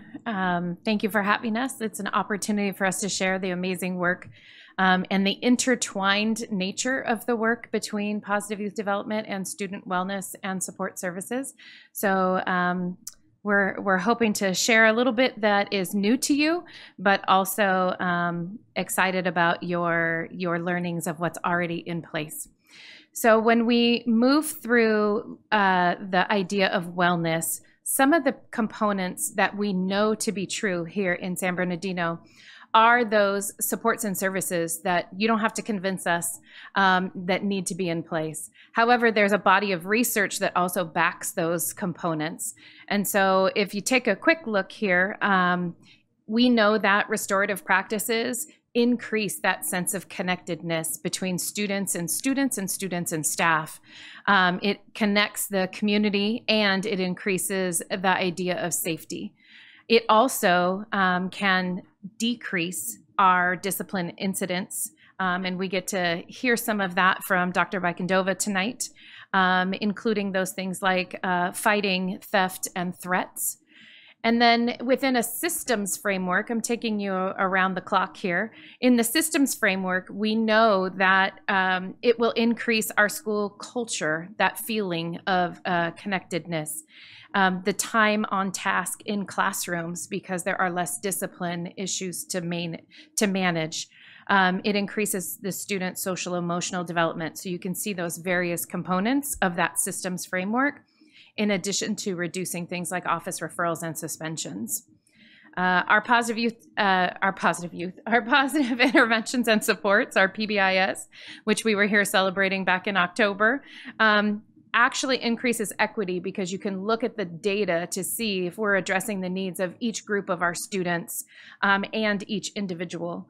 That it decreases referrals and suspensions. So you can see all of this work is intertwined, from restorative practices to PBIS. And then the most recent research coming out of the medical field is around these positive childhood experiences, or PACEs. Those are things that actually mitigate ACEs, or adverse childhood experiences that come from that chronic trauma. So really what's coming out of that is if students have a safe and stable relationship and one healthy environment, they actually can mitigate some of those ACEs as adults to have lifelong physical and mental health success as well. So we're really excited about including that as we include our nurses into this work. So when we look at those climate and culture systems, that is that systems framework that we were just talking about, that is the PBIS. So how do we do things school-wide? How do we do it to support small groups of students? And then how do we support individuals? So what you're looking at here on the table is the supports and services that schools are accessing from the student wellness department. So we have tier 1 systems trainings. If schools are at that very initial level of how do we provide supports school-wide so that every student can flourish and every student knows what's expected of them as well. So you can see the number of schools that participated. It's a brand new training as of last year. So 36 schools participated last year, 25 this year. We have our proactive, instructive, effective classroom practices. You can see that's a brand new full-day training as well. How we support actual teachers doing the work in the classroom. And tier 2 and tier 3, some of the questions that we get about individual student supports and how do we support schools to do that. So we do it in 2 different ways. We have a training series to walk schools through the process. How do we do interviews and classroom observations and form a functional behavioral assessment? And then how do we develop a behavior support plan or behavior intervention plan for that process? And we teach school teams to be able to do that with the support of their Swiss point of contact. But then we also, when schools aren't ready to do that themselves, we actually go out and do that support for them. So you can see those numbers as well. And then the last one that's there in blue is the number of schools that we were celebrating back in October. So 2 years ago, we brought you 35 schools getting that recognition from the state level for their PBIS implementation. Last year, we brought you 55, and this year we brought you 64. So we're getting so close to 100%. We're really excited about that work together. And then part of this climate and culture work is actually seeking information from our students. So we survey our students annually. The data that we're going to look at from the Panorama Student Survey is actually from February and March of last year. So we are in the process of doing supports for this, these data points and hoping to see the changes over time when we walk into February and March of this year as well. So we look at 4 categories of climate and culture. Just to take a quick look of 3 of them right now. We survey students on their knowledge and the fairness of the discipline, rules, and norms at their school. So how do they feel like the rules are applied at their campus?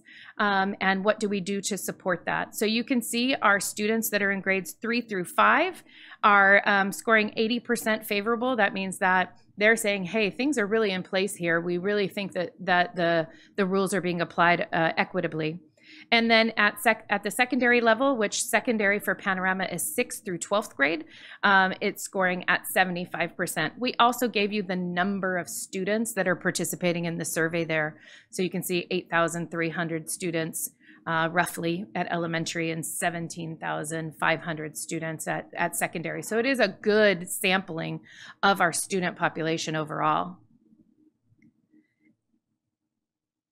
And then our sense of safety, so how students perceive safety. And I think some of this work is definitely in the supports of routes to school that we have, the work that we're doing together, how safe their campuses feel to them as well. And then the to and from school we know is from door to door. So from when I leave my doorstep to when I come back to my home, how safe do I feel?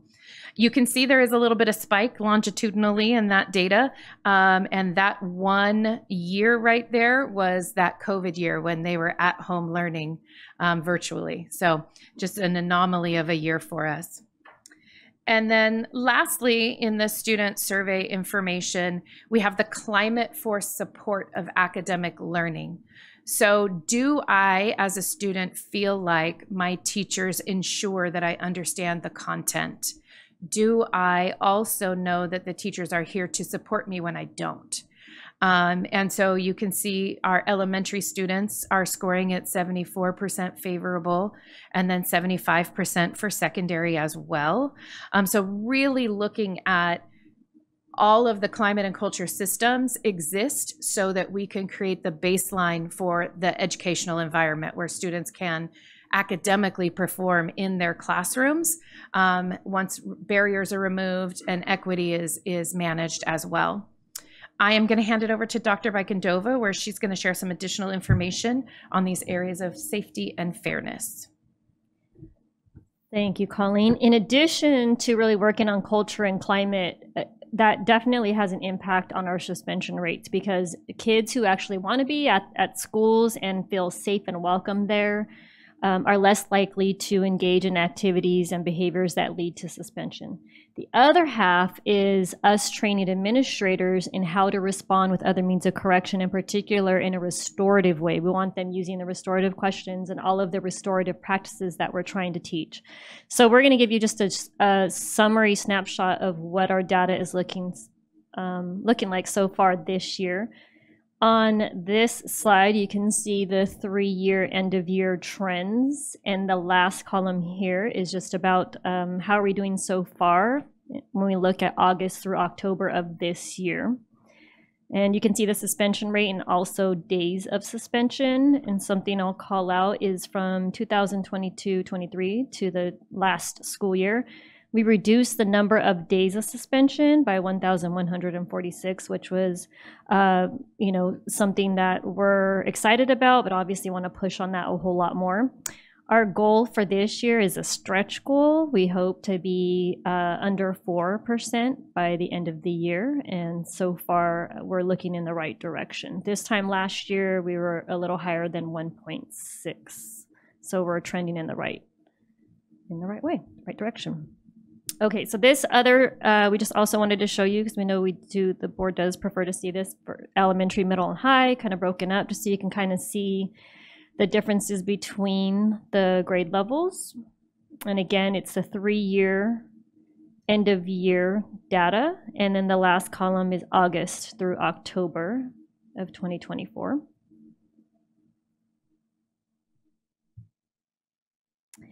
And our next group just shows some of our major student groups that we have in our district, and we wanted to show you end of year data from last year and where we are so far again, August through October.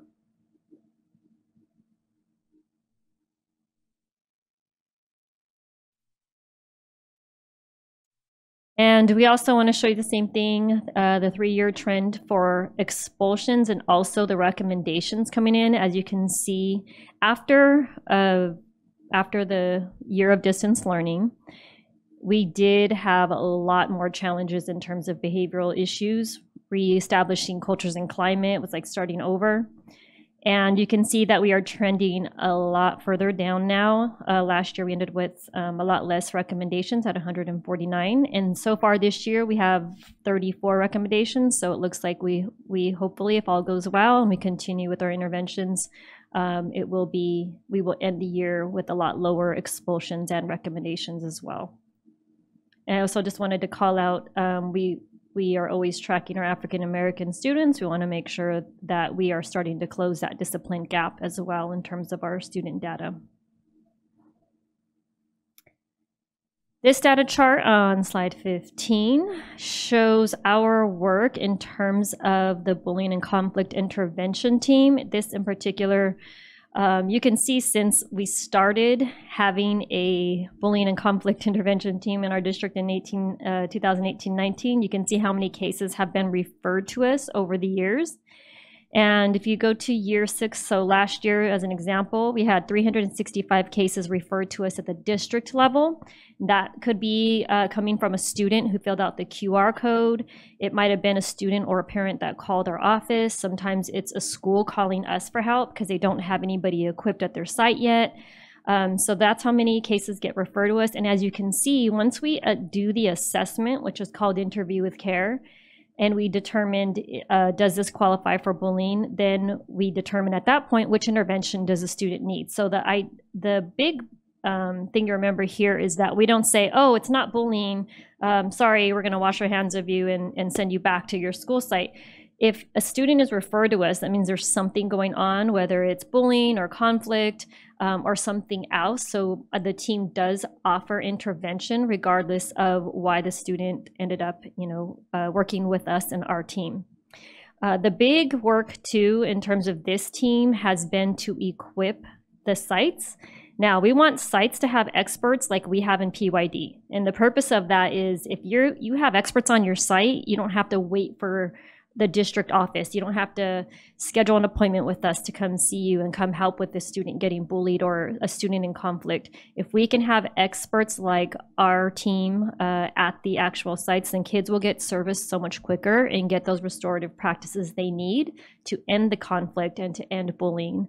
So we want to make sure that we're doing that work. And this depiction here is just a sample of, at the end of the year, we said, well, we know that not all the cases coming to us for bullying, in fact, very few of them were. So what were we doing? So you can see here in this depiction, sometimes we were doing check-in, check-out. Sometimes we were helping the student with restorative mediation. Sometimes it was, they only wanted a screening and then maybe they moved away. So there was a whole lot of interventions that our team had to do at the different sites. So that's one of the things we are tracking amongst many in terms of the work. In addition, we started, I think it was 2 years ago now, or over a year ago, Restorative University. So this is where we have the teams come to us and we teach them the key restorative practices. In particular, we teach them, what is the concept, what does it mean to really be restorative? And then also we teach them the undercover anti-bullying teams and then restorative mediation for the conflicts. So far, since we started that Restorative University, we've had 153 participants. And if you go over to the right, you see this table here. What we just started doing was we said, hey, counselors, apply, and we will give you a certification level, depending on your expertise. So we're really trying to push them to say, hey, apply, you know how to do it. Make sure you apply so you can get credit for being an expert at your site. And so these are the different levels that we have. And so far we have a whole lot of novices out there. We were able to certify 3, you can see apprentice is the next level, and it goes all the way up to consultant 10th degree. We do have more people that qualify for these. They just haven't applied yet. So we're working on pushing that out there and getting them to apply so we can give out certifications and really award those school sites that have experts on site for students. And then, I think that's it. And now Colleen's going to tell you more about wellness. I turned my mic on, that is.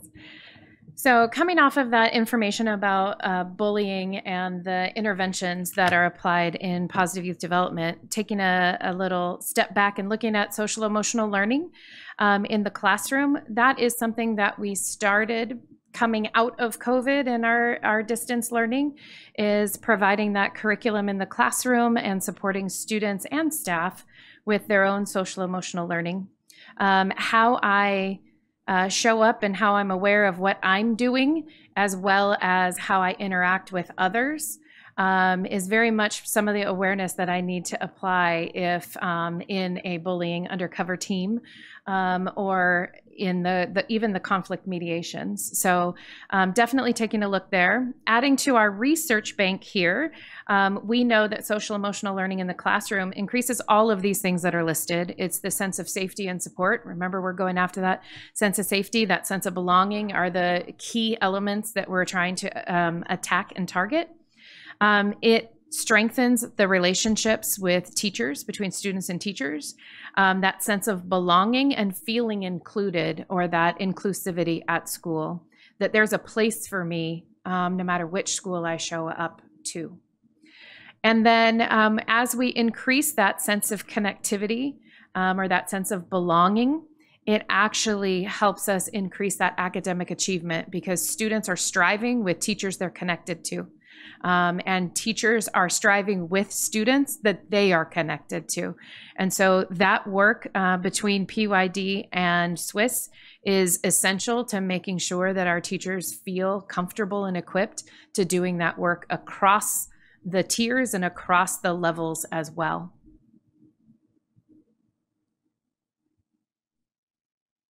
awkwardly changing slides on two computers, so apologies.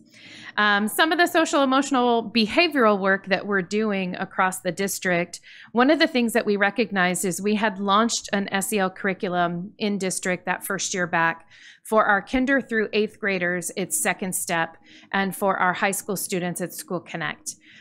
What we noticed was self-regulation of students in managing my emotions and behaviors, or the behaviors that also come from my emotions, tended to be a little bit of a challenge. So we did add another layer called Zones of Regulation that teaches this self-management, self-regulation, and then it helps support teachers know how to co-regulate. So how do I actually bring calm to students that are with me? And so we have lots of staff participating in that. We are launching an extra series in the spring for just our early elementary school teachers as well. So those kinder through 2nd grade teachers as a focus. Ensuring that our teachers have dedicated time to build a sense of community in their classroom. We dedicate the first 2 weeks of the school year to do expectation setting, routines and procedures, but then also this community building and relationship building in the classroom. We have 3 different tier 2 or small group interventions. One is check in, check out that Marlene mentioned earlier. We do an emotion management for students who need to brush up on their social emotional awareness. And then our newest one is Trails to Wellness for students who are suffering from anxiety and depression at the middle school and actually elementary, 3rd grade, middle school and high school levels. And then our lovely Heart mental health therapy team. So we have expanded that mental health therapy in district team that is part of SWIS, partly through some grant funding from the Department of Healthcare Services, but also partly through sort of associates being supervised by our clinical licensed staff as well. So right now the Heart team covers 30 of our campuses. And then we have services from Victor Community through our Department of Behavioral Health at the county to provide services elsewhere. And then we have offshoots with Loma Linda to provide services at Sierra, San Andreas. They have 3 dedicated associates each to do work for the students specifically at those campuses as well. So we are sort of augmenting, and then we have another partnership coming online with the Resiliency Clinic at Loma Linda as well to provide services at one school as a pilot. So we're really trying to, our goal is to cover the district with Heart services. So we're getting creative about how to do that. And then when we look at the students' survey results again, regarding their sense of belonging, this is the area that we want to grow the most. We know that students need to be connected. And we're doing fair when we're talking about sense of belonging at the elementary level and have some work to do at the middle and high school level. It is nationally recognized that there is a drop in sense of belonging for all of the districts across the nation. Most districts, I won't say all, across the nation that use the Panorama tool, that there is a drop right at 6th and 7th grade, that middle school kind of years. Being a former middle school teacher and administrator, I get it. It's a different kind of timeline for students, but that doesn't mean that they can't feel like they belong. And so there's work being done between both departments on making sure that students feel connected there, from restorative practices, from our GSA clubs for our LGBTQ students, and additional supports and services as well. Thank you. And then the last part of the Panorama survey, so we do those 4 categories for climate and culture, and they tell us about how they're experiencing school. The other part is how are they assessing their own SEL strengths. And so this one scored a little differently. It's on a 5-point scale. And so you can see the different categories. The students are scored on their social awareness, their self-efficacy, their growth mindset, their sense of hope. And we pulled that over from the Gallup survey. It's a pullover from the Gallup survey to make sure we were still tracking students' sense of hope, and then their self-management skills. So you can see how our scores rank for our 3rd through 5th grade students, so 3.74, And then our secondary students, 3.54 out of a 5-point scale as well. And then we are going to look at how sense of belonging actually expresses itself in terms of attendance numbers as well. Yes, so this slide shows you how we're doing so far this year from August through October for chronic absenteeism. Again, chronic absenteeism means that a student is missing 10% or more of the school year. So at 100 days, if a student is missing 10 days, they are chronically absent. If that same student gets to day 120 and they don't miss any more days, they drop off that list. So currently we're at 22.9% for K-8, and K-8 is the data that is shared with the state. So that number could go up or could go down depending at the end of the year how many we have left there. But we also want to show K-12 data there so you can see it where we're at. And if you remember before distance learning, we were at about almost 19%, 18.8% if I recall correctly, around there. So now we're getting closer to pre-COVID numbers. And so now it's getting into the part where we have to really dig deep in those tier 2 and tier 3 interventions for attendance. But we definitely have improved, as you can see. And Can I ask a question? Yeah. In terms of students that have illness, how do we, yes, illnesses are still counted per the state. Those days are still counted into our chronically absent numbers. So even if you have a flu outbreak, you're going to have a bunch of students counting in your chronic absenteeism numbers if they go over 10%. how about a parent that has a child that has an illness?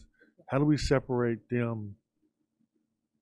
Sure. So what we do is we make sure that we do not, if there's a student with a critical illness with verified doctor's report, like we have students with very serious diseases or challenges, those students are flagged so that we're not calling them to SARB and SART That's meetings. the question I have, Correct. yes. Yeah, those ones will be waived, and we make sure not to call them in for. So what do the parents have to do in order to make sure that happens? They work with our specialists, and as long as we have a doctor's, an appropriate doctor's note. It can't be a doctor's note for like a flu. Obviously, that would just be a few days or whatever it took. But if you have a serious chronic illness, then those students are flagged in the system. Like if a so student that we're not.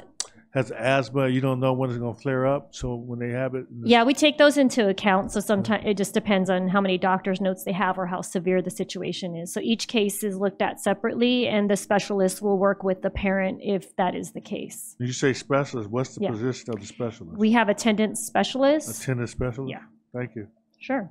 And just to add to that, our school nurses work closely with the families and with PYD as well, looking at emergency care plans for students like that have these chronic kind of unmanaged health problems, whether it's asthma or diabetes or let's say, I don't know.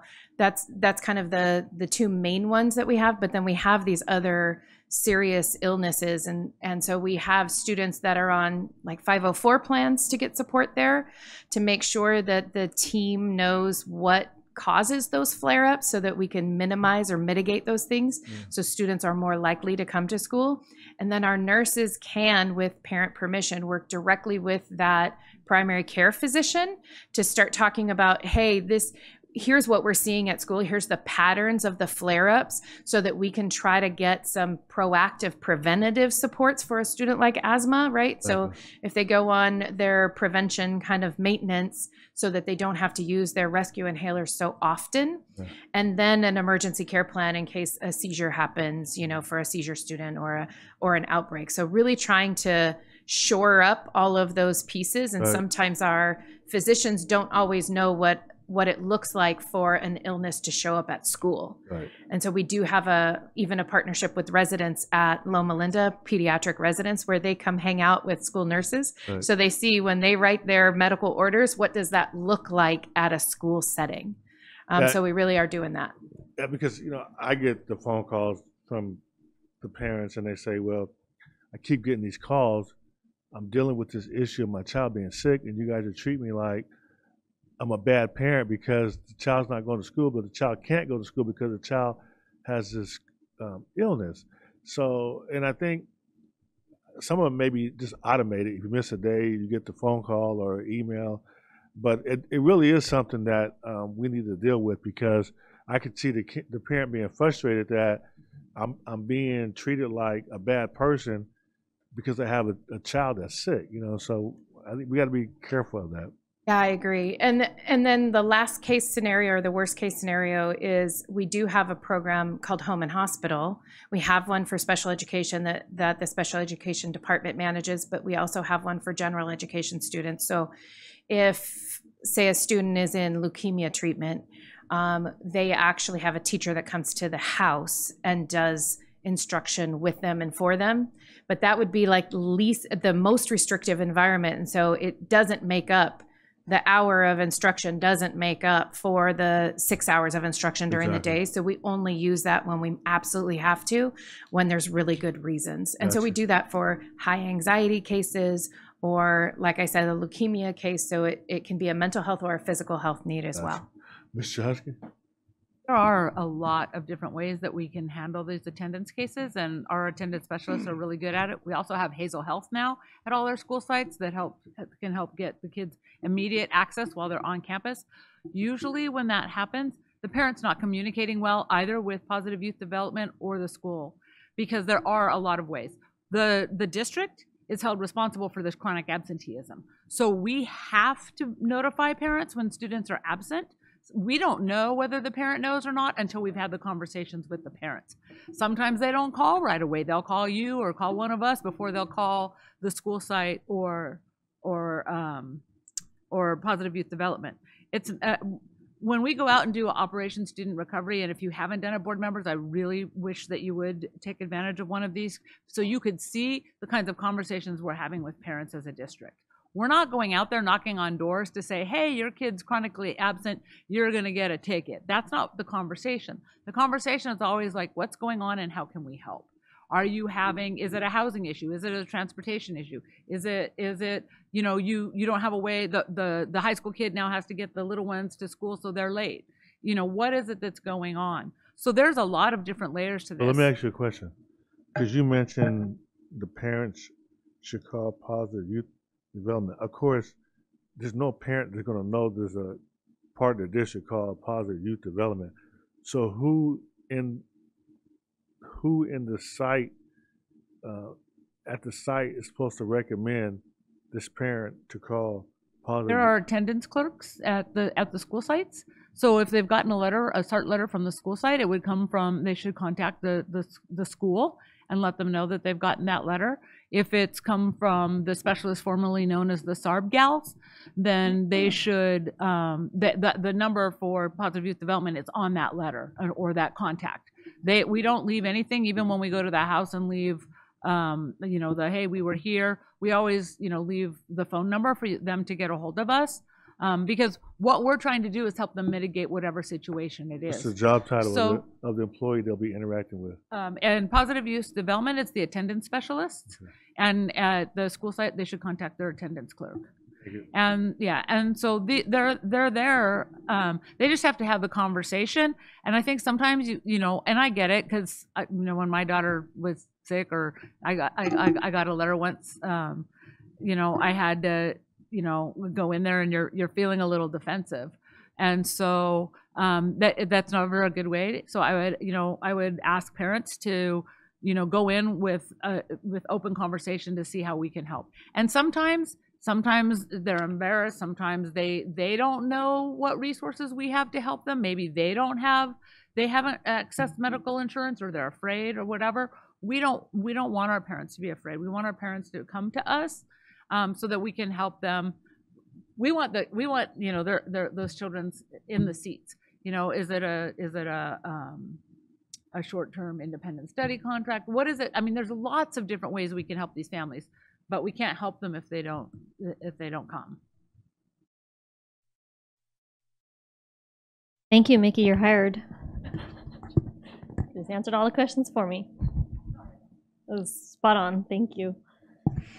Okay, so we did, moving on with chronic absenteeism, we'll just show you a little bit more data here. So we're looking at the major student groups.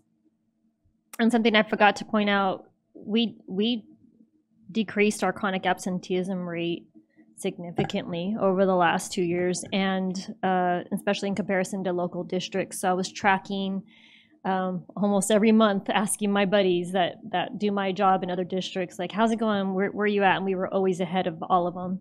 So I attribute that to, again, all the work that Swiss just talked about, everything that we've been doing, including FOMOs and all those other things that we'll talk about momentarily, but I won't give that away yet.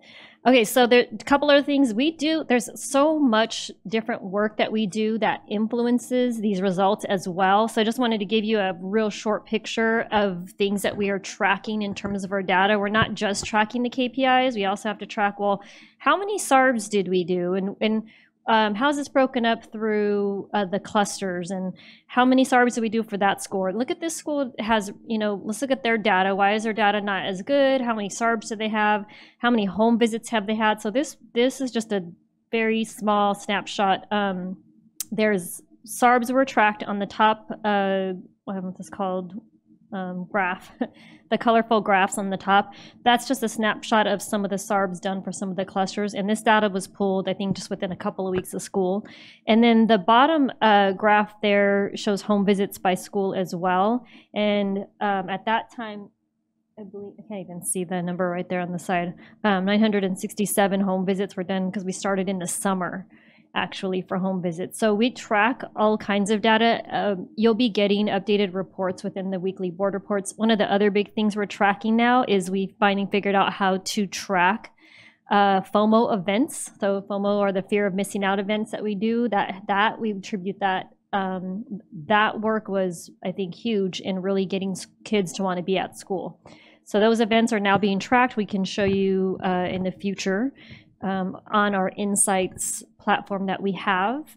It will be updated nightly. So when a school has an event that week, they go in, they put it into the Aries system. It will communicate directly with Insights, and we'll have an updated chart almost nightly to show how FOMO events are going across the district. So there's a whole lot of data that we are now tracking through Smartsheets and also Insights. So just kind of wanted to give you a picture of that as well. We have a question from Mrs. Alexander. Thank you.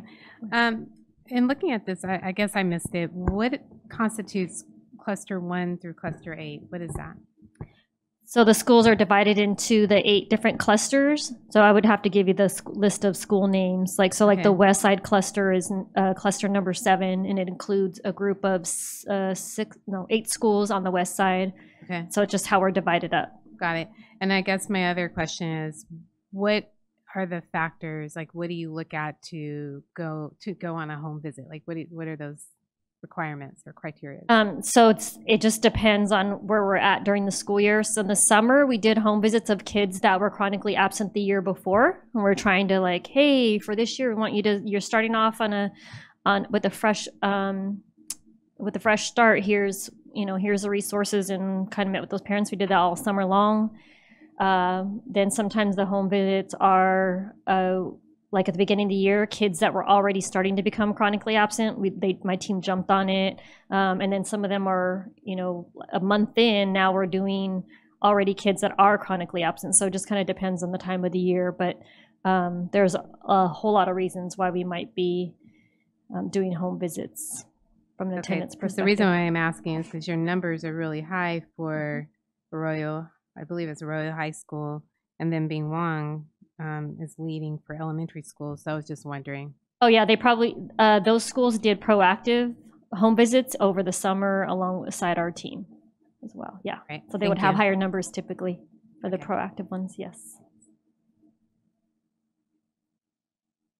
All right, our last little tidbit here about the supports and services that are happening to ensure that, yes, these KPIs are moving, but ultimately our students cared for. Have we removed the barriers that exist so that they can focus in the classroom on their academic success? And so that last component is, in the research, is that those wellness services, when those are provided in schools, it actually increases the students' sense of positivity around their school environment as well. So we know that we want to continue providing those services across the district, and we're going to take a look at some of those together. So this is a summary document. There's lots going on in terms of wellness, and so we just wanted to summarize it for you. We've got district staff doing supports, we've got community partners doing supports, and so here's a snapshot for you. You can see in the area of mental health, we have our classroom teachers are doing SEL instruction to support that very early development. We have counselors doing small group and individual SEL supports, like that emotion management group that we talked about earlier. And then counselors also support the therapy referrals, whether they're going to our internal heart team or they're going to Victor Community or Loma Linda. The counselor is the one who facilitates that process for students and families. Our therapists do group and individual therapy.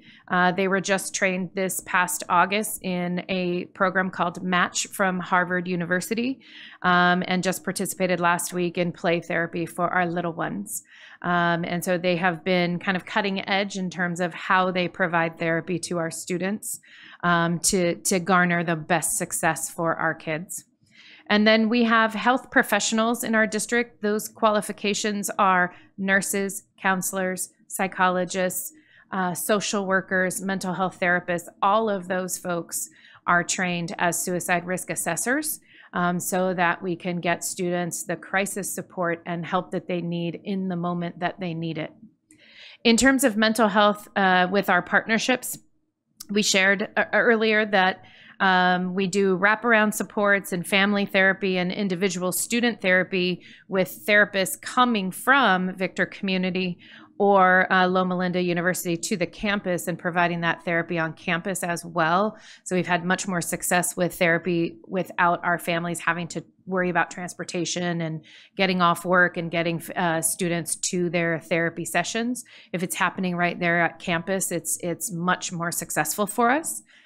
And then in terms of the physical health, we have our amazing school nurses that provide support at each one of those tiers. We just highlighted some of that support, and we'll talk about them a little bit further as well. We have a very small team of licensed vocational nurses that actually provide support for medical procedures all day long, whether it's a G-tube feeding or a catheterization or an insulin shot. They're actually doing that kind of support to individual students on a daily basis. And sometimes it's a couple times a day even. And then we have health aides at each one of our campuses that support the work of our telehealth visits, and we're going to take a look at one of those in a second. I could have paid Mickey to talk about Hazel Health for us, so that's our telemedicine. It's right there on an iPad in the health office for student access as long as families consent. It's completely at no cost to our families. And then health aides also support students with medication distribution and then immunization clinic appointments as well. And then we have lots of partners in the physical health world. Chino Valley Medical Center, Dr. Shalakar does our sports physicals. That's a partnership between Student Wellness and EXL so that our students can make sure that they are cleared to participate in tryouts and sports. If families can't get them to a doctor, we do those clinics on Saturdays, and so families can come in and get that done. Some of you were our guests over the summer, so thank you for coming out and seeing that work. And then dental, we have 4 partners in dental. Every single school is covered by a provider. And so between the nurse being the liaison between the dental provider and the school administration, we book preventative services at each one of our schools completely free to our families. All they need to do is sign a consent. And you can see the kinds of services there. And then our nurses do that work in terms of back and forth and consent, recruiting, et cetera. And then the vision and hearing process is sort of our newest process and the most exciting for us. Our nurses are mandated to do vision and hearing screenings for kinder, 2nd, 5th, 8th grade, and then 11th graders get hearing only. That's required by the state. What's exciting for us is we have 2 vision partners now that we book a clinic at that school after the nurse does the screening. So when the nurse does the vision screening, and about 30 to 40% of students fail vision screenings, which means that they cannot see the board, the technology, the books, whatever we're asking them to attend to, then the partner will come out to the school and do a clinic right there. All those kids that failed the vision screening get consents to attend that vision clinic, and they get to pick out their frames that day. They get an eye exam, and their glasses come back to the school free of charge to the family. So that's a brand new partnership as of spring of last year. And so we're going to talk about some of those numbers as well with you, just to spotlight those so you can see how vast these supports are. So with Hazel Health, that telemedicine program, every single campus has an iPad. It's no special technology, it's just an iPad at a medication cart. And so our health aides start a telehealth visit for a student that comes to the office. So if a student comes in with a stomach ache and came out of class, they're not focused in class because they have a stomach ache. As long as they have a consent turned in, then the health aide will initiate a visit, and the student will actually meet right there on an iPad with a doctor or a nurse practitioner, a provider of some kind, and go through the process with them. And then the cool part is that there's a medication cart locked right there on campus. And so that doctor that I saw on the iPad will issue a medical order for, say, Pepto-Bismol. And as long as it's part of the actual over-the-counter medications that my parent approved, then you can issue me the Pepto-Bismol. So you can see there in the numbers, we've been ramping up services across the district. Last year, we ended the school year with over 12,000 visits across the district, which is calculated at over 33,000 instructional hours saved, because 94% of the students actually go back to class instead of going home. So we're trying to make a dent on that chronic absenteeism as well over here on this side of the house. So far this year, you can see those numbers. We already have 4,000 visits, over 4,000 visits year to date, and already almost 12,000 instructional hours saved by students going back to class instead of being sent home. And beyond the instructional hours, it's also that time away from work for our families, if you consider that. If someone has to leave work to come pick up a student, oftentimes they're missing income coming into the household, so we're making a dent there as well.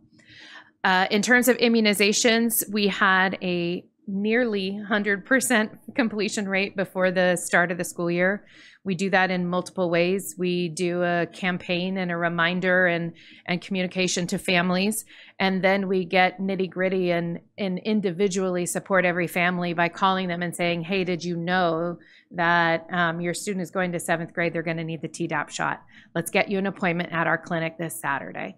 And so we have partnerships with the County Department of Public Health, and they help us do some of our evening clinics. If you were here on the first day of school, County was our partner in this room doing a vaccine clinic with us. And then Loma Linda SAC does Saturday clinics with us and does a huge support in that way. They've been an amazing partner. So we're really trying to ensure that there's no reason why students cannot be in their seat on the first day of school, to get that relationship building and that community building that's so essential. And then you see our nurses hard at work with their vision and hearing screenings. So nurses and all of health services came over to student wellness during COVID. So that was a new group of folks for me, and have been an amazing addition to the student wellness team. There's sort of nothing that they can't do if we put their mind to it, right? And so really the completion rate of our screenings ensuring that we know which students need additional support, so that again is a barrier that we can remove for them. And then our vision clinics, so far this year, we've already had 352 students receive glasses for free. And the team will make fun of me saying, we're not done with vision until we have glasses on faces. And so we're going to coin that phrase somewhere. I don't know, we're going to get shirts made. Something's going to happen.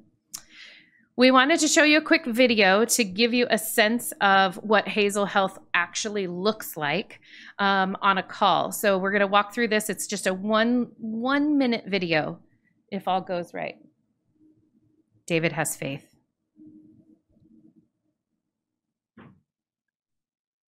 Uh-oh. Causes of chronic absenteeism in schools today. Meeting the student where they are on campus can help coordinate care with their local primary care physician and avoid costly ER visits. Hazel Health partners with schools to improve healthcare access to all students at no cost to families. When a student is sick at school, they connect with a Hazel provider with a touch of a button on an iPad. With parent and guardian consent, students can participate in Hazel's healthcare program. Care may include urgent care for illnesses and injury, healthcare screenings, preventative care and education, referral to healthcare professionals, school and community resources. When a student is sick at school, they can visit the health office and connect to Hazel with the touch of a button. Using cutting-edge video technology, they see and speak to a licensed healthcare provider in real time. Hazel will provide care to the student and may recommend over-the-counter medications that have been pre-approved by the parent or guardian to be given by the appropriate personnel at school. Once the visit is completed, parents and guardians are contacted to explain the visit, medications, diagnosis, and recommendations for further care. Hazel partners with the school, family, primary care physician, and community to establish continuity of care for the student. With the help of Hazel, 90% of students that are seen feel better, return to class, and are less likely to be absent from school the next day. As a result, Hazel reduces costly emergency room and urgent care visits, minimizes chronic absenteeism, and aims to improve academic outcomes. To learn more, please visit hazel.co.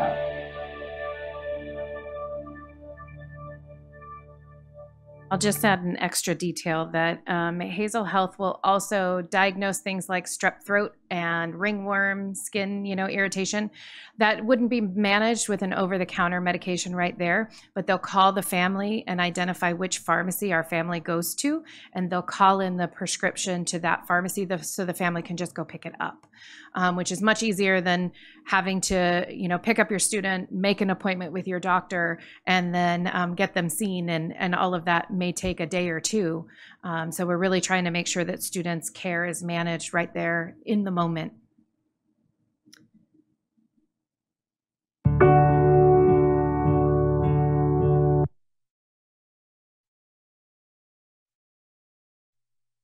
I think I can. Resiliency, right? So just a few additional physical health supports that we have available in the district is we have a partnership between San Bernardino County, SB Smile is what it's called, and Jerry Smiles is one of our providers to provide kinder oral health assessments. That is a quick look in a student's mouth to see if there's any signs of decay. There is no tools used. It is literally a flashlight and a smiling face. And so we do this in a 3-week time frame. Our team at Jerry Smiles and our coordinating nurse see within 3 weeks every single kindergarten student across our district in just 3 weeks' time. It is like a little speedy race. Our completion rate, it's part of a mandatory report that we turn in at the state level. The state and county actually run right around 45% completion, and we're tracking this year so far 92% complete. We use the whole month of September to do that. So we're really excited about that. And then parents get a report card that says, hey, your student has decay, please follow up with your dentist. Or we invite them to come to our dental event right there on the campus as well. In terms of our dental events, you can see the number of schools that had events over time. Currently, right now, we have 70 of our 72-ish schools with scheduled events for this school year as well. They're all assigned at least one partner. And those services and supports go through a consent with families as well. We don't do a support on a student, or a student doesn't participate in the clinic without a consent. Our sports physicals, last year we did 439 sports physicals for middle and high school students, and some Pop Warner kids snuck in there probably as well. But so far this year, with the clinics we've had thus far, we have 412 sports physicals already. We have another clinic on December 7th up at Shandon Hills Middle School. So we're going to do sports physicals there. We're doing Kaiser flu shots, and we're doing SAC immunizations as well. And then our partnership with IEHP Health Plan, they have a navigator system where we can do referrals to an actual person, and they help the family literally navigate their health system, their insurance, their appointments. They also can support with food insecurity, housing, etc. So they really do try to look at the social determinants and work through that with the family, and can stay with them for several weeks or a month to make sure that the family's got a good handle on where they're going as well. And then lastly, like Marlene shared, they're tracking their data around SARBs and home visits. The Student Wellness and Support Services Department has a smart sheet that you have linked in that top left corner in the digital version that anyone can open. And we have all of our services and supports sorted by the assistant superintendent in terms of the evaluators of those campuses, as well as by cluster. And then you can see all the comparables within the cluster. So you can look at the bully prevention lessons that are taught. You can look at the vision screenings. You can look at the SEL lessons taught. What score the school has in the PBIS coalition. Whatever you want to know about what student wellness has for schools, it pretty much is in there. We keep adding to it. So you are welcome to take a look at that and see how schools are doing as well. And then lastly, just talking about where we're going and what does the journey look like. So much of this work could not be done with the partnerships that we have. And so we really are looking at how do we bolster wellness? How do we ensure that every single student is well and feels welcome on their campus? And so we do that in lots of different partnerships that you have listed down there from the Department of Healthcare Services. They have several different initiatives we're involved in with the Children and Youth Behavioral Health Initiatives, the CYBHI. There will not be a quiz on that, I promise. We have a great partnership with Mr. Baca. Supervisor Baca has donated money, and we'll talk about to where in just a second. Our ongoing partnership with County Superintendent of Schools, we just facilitated a wellness tour for them for district staff across the county. We're able to come and see our integrated services across the county, and then our managed care plans of IEHP and Molina have been deep in this work with us as well. If you look at this map of the district, you can see a lot of different circles that I put on here. I promise they're not Cheerios. What this is saying is, according to the California School-Based Health Alliance, they release a list of all of the schools in the state of California, and they tell you what ranking those schools have in terms of level of need for wellness services or school-based health centers. What you see here in the code is that the green circle is around Sierra High School. That is our current school-based health center. Your two blue ones there are where we are projecting clinics that are currently under construction. And the pink are all of the schools in San Bernardino that made the top 200 list in the state of California. So we had 15 schools in the top 200 in terms of highest need.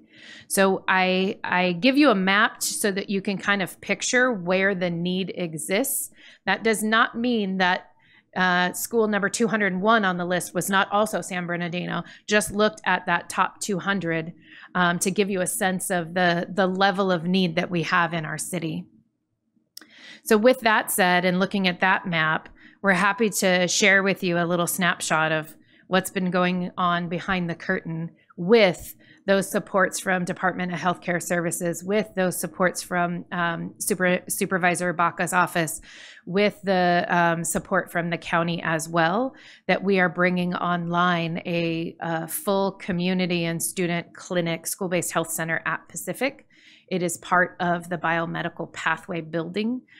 So we were able to tour that just a couple of weeks ago, and it is looking beautiful. That one should be open in January of 2025, which is right around the corner.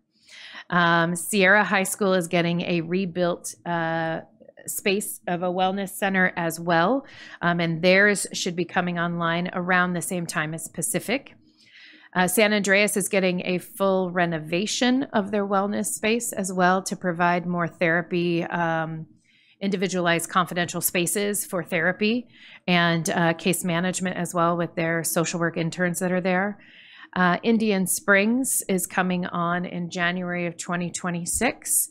And then the Welcoming Resources right here in the backyard that we're sitting in is probably another year out. We don't have a finalized date. The outside looks beautiful, but we need to build the inside walls and get the equipment in there as well. So we're looking to come online with that clinic. And each one of these will be supporting the feeder pattern of schools in that community. So for the Pacific one, it will be all the elementary schools that feed into that middle school that all go to Pacific High School. So that entire community will be able to access the supports and services. So we have the internal mental health team already hired and on staff, as well as bilingual clerks to act as receptionists there. That are part of the student wellness team. And then the health services or physical health services will be done through a partnership. So we're looking for a FQHC or a federally qualified health center that can do their own Medi-Cal billing, and they just use our brick and mortar facility to provide those services to their community members as well. Okay? So that's just a little tidbit there. And then in terms of next steps, Dr. Bikendova and I both are looking at how we refine these practices, how they intertwine and our teams intertwine for sure. As we engage with the 64 schools that are doing some level of the work within the multi-tiered system of support, we want to refine and increase those practices. So if the school is really done a solid job of tier 1, we want to make sure that they have school-wide tier 1 and small groups by next year, right? And supports and services. And the same would be if you're a school who has tier 1 and tier 2, we want to make sure that you also have tier 3 individualized supports so that everybody's on that continuum of excellence, frankly, in meeting the needs of every single student. So under climate and culture, in terms of next steps, we really want to focus in on our SHINES, SBC USD SHINES vision. So the last S is safe, secure, and attractive learning environments, and that's really what we're focusing on for community building restorative practice. We're doing all those things we just talked about that make kids want to be at school. We want them to come, and if something happens, that they get a response, a restorative response from us, and they feel safe and welcomed. We want the 5-to-1 magic ratio in every school site. We also want FOMOs at every school on a regular basis. So it's just all of those things together are really what build that community. And the restorative practices that we're teaching are doing that, and they are trauma responsive. So our next steps for that, for community building restorative practice, is just to continue doing what we're doing and make those experts and have more certifications and all those things that we're doing. In terms of tier 2 intervention access, that is us building the capacity of the administrators and the counselors on campus. So again, we can have experts everywhere to get that work done for tier 2. So again, it's the restorative practices, including restorative questions, check in, check out, restorative mediation, undercover teams. It's all those things we're doing to push. Now we just have to make sure that we have a large number of experts across the district. Just to add to the tier 2 interventions that Positive Youth Development provides, adding another layer of that as well to meet the needs of each student. So not every student is applicable for check-in, check-out, which is really about a student who needs additional adult attention, right? If I'm a student who avoids adults, then giving me check-in, check-out is like extra punishment. So you may need an emotion management or that SEL group that we talked about earlier, or that Trails to Wellness for anxiety and depression, and really developing my coping strategies and how do I manage my anxiety when it starts to flare up, you know, like sitting in front of a board perhaps. But really looking at those supports across as well. And then in terms of physical health, obviously, we have coming online our school-based health centers. I jokingly say I need to figure out how to plant money trees so that we can take that work across our high schools and really provide for each community within our district. Our grant writer and myself are constantly shopping for what are the next opportunities that we can apply for so that we can expand that support and service as well. And then obviously our student and community access to those services. What services are they seeking? What do they want? What appointments are filling at those clinics so that we know how to bolster or reduce or do better advertisement, right? Hazel Health, we make up about 19% of every Hazel Health call across the nation, just as our district, 19% of all of their calls. And we still think we can do a better job for kids. So we're still going to work on that. We have some of our schools that are a little less comfortable with the technology. So how do we build your skill and support as well? And then in the realm of the social, emotional, behavioral work, we are putting together a team to support our early elementary students in transitional kinder through second grade. How do we support those students that actually were probably born during COVID, and how do we actually help them socialize into the classroom setting that they may have missed in their very early years? And there has been some call and need for that as well. Counselors are becoming more data driven, looking at what are the gaps for the students that are on my caseload and how do I provide supports in all three domains that they own, which is social emotional learning, yes, but also academic and college and career supports as well. What does that look like at elementary? What does it look like at high school, middle school as well? And then access to mental health therapy. As we expand those clinics, we will be able to expand the number of associates, et cetera, that we run, and be able to support additional schools because we have clinics at our high schools and doing that work. And all of that will cost money. And so we are uplifting Medi-Cal billing reimbursement so that we can ensure that the services and supports from your nurses, counselors, social workers, therapists can be billed to the state, and then the district can receive reimbursement for those services. So that is that CYBHI work that I mentioned earlier, that Child Youth Behavioral Health Initiative from the Department of Healthcare Services, as well as some of the collective work we're doing with the county as well. And so there is a funding source there to actually feed back into the system and expand the staffing in those areas. So as you can see, there is a lot going on in SWIS and PYD. We know that we have challenging situations in our community, and so we need to do that much more to ensure that students can come to school and have a safe place to learn, and caring environments where they have those caring adults that are going to nurture them and help them so they can be successful in the long term. So we appreciate your time and attention, and thank you for your time this evening. That concludes our presentation. Thank you for the presentation. Ms. Alexander? Thank you for a great presentation. It was very thorough. I have a couple of questions just related to like the restorative practices or training for, there was a lot of focus on administrators and the principals, but what about the teachers? Are they receiving training? So we have effective classroom practices that are proactive, instructive, restorative, and responsive. So when there's a behavioral flare-up. So restorative practices would be the training that we provide for teachers. And then restorative practices is owned between both departments. The supports here are the community building, and then the supports here are the restoring of relationships. Does that make sense? Kind of the split. So there are full day trainings for teachers to attend for restorative practices. And there are also lessons in the behavior lesson schedule at the first 2 weeks of school. So is it optional? Right now it is optional. Okay. Is there any consideration for the schools that I guess have maybe the higher percentage of concerns to see how we can, I don't know, you can't require it, but how can we strengthen that where there's, I guess, an Let me answer opportunity that space? question. So we are in the process of developing a system in which we can provide a somewhat of a prescription. So when we look at data and we meet with principals, we can show them what the data looks like. We can make recommendations, commendations, and next steps. So those are things that we're looking at individually for each campus, where each of the department heads can provide feedback based on the measurables that they have in order to be able to support those principals. So that is in the works now.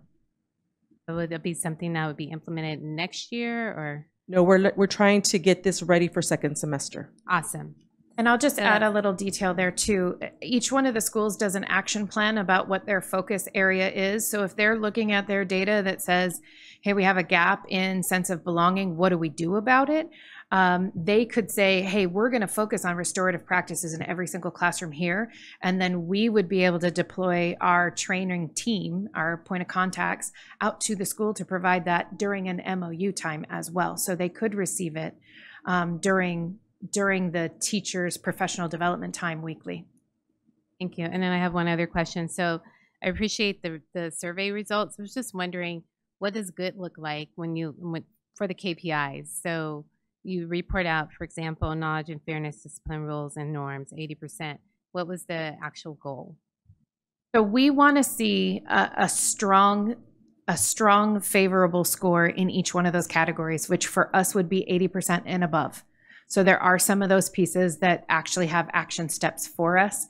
And you can hear it probably infused through here, that sense of belonging, that sense of safety, in ensuring that each one of our supports and services have that element to it. Okay. So each one of these survey results, we had a baseline, and then this was the results, or?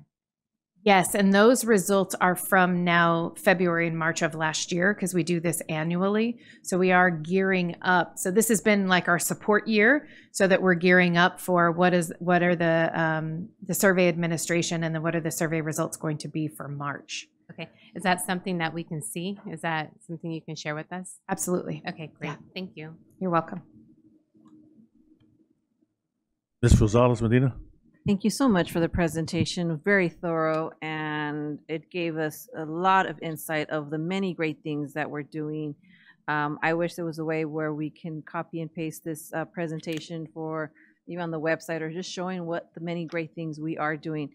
On one of the pages, which is the opening school-based health centers, and I know with the sheet before it, which was on page 35 and 36, are there any plans to have the wellness or health centers, school-based health centers on the west side, which, you know, there are 3 that were circled in pink in that side that doesn't seem like it's being, other than the WRC, I mean, the WRC might help with some of those, but it's still on the other side of the freeway. So on the sort of wait list of funding, the very next one is Arroyo. So we've been in conversations with facilities to look at spacing at the campus and possibilities of funding sources, and getting creative about funding sources to really ensure that that is the next one on the list for sure. Thank you so much. And You're welcome. Again, thank you both for the presentation, the work that you are doing. You're welcome. Mrs. Grande?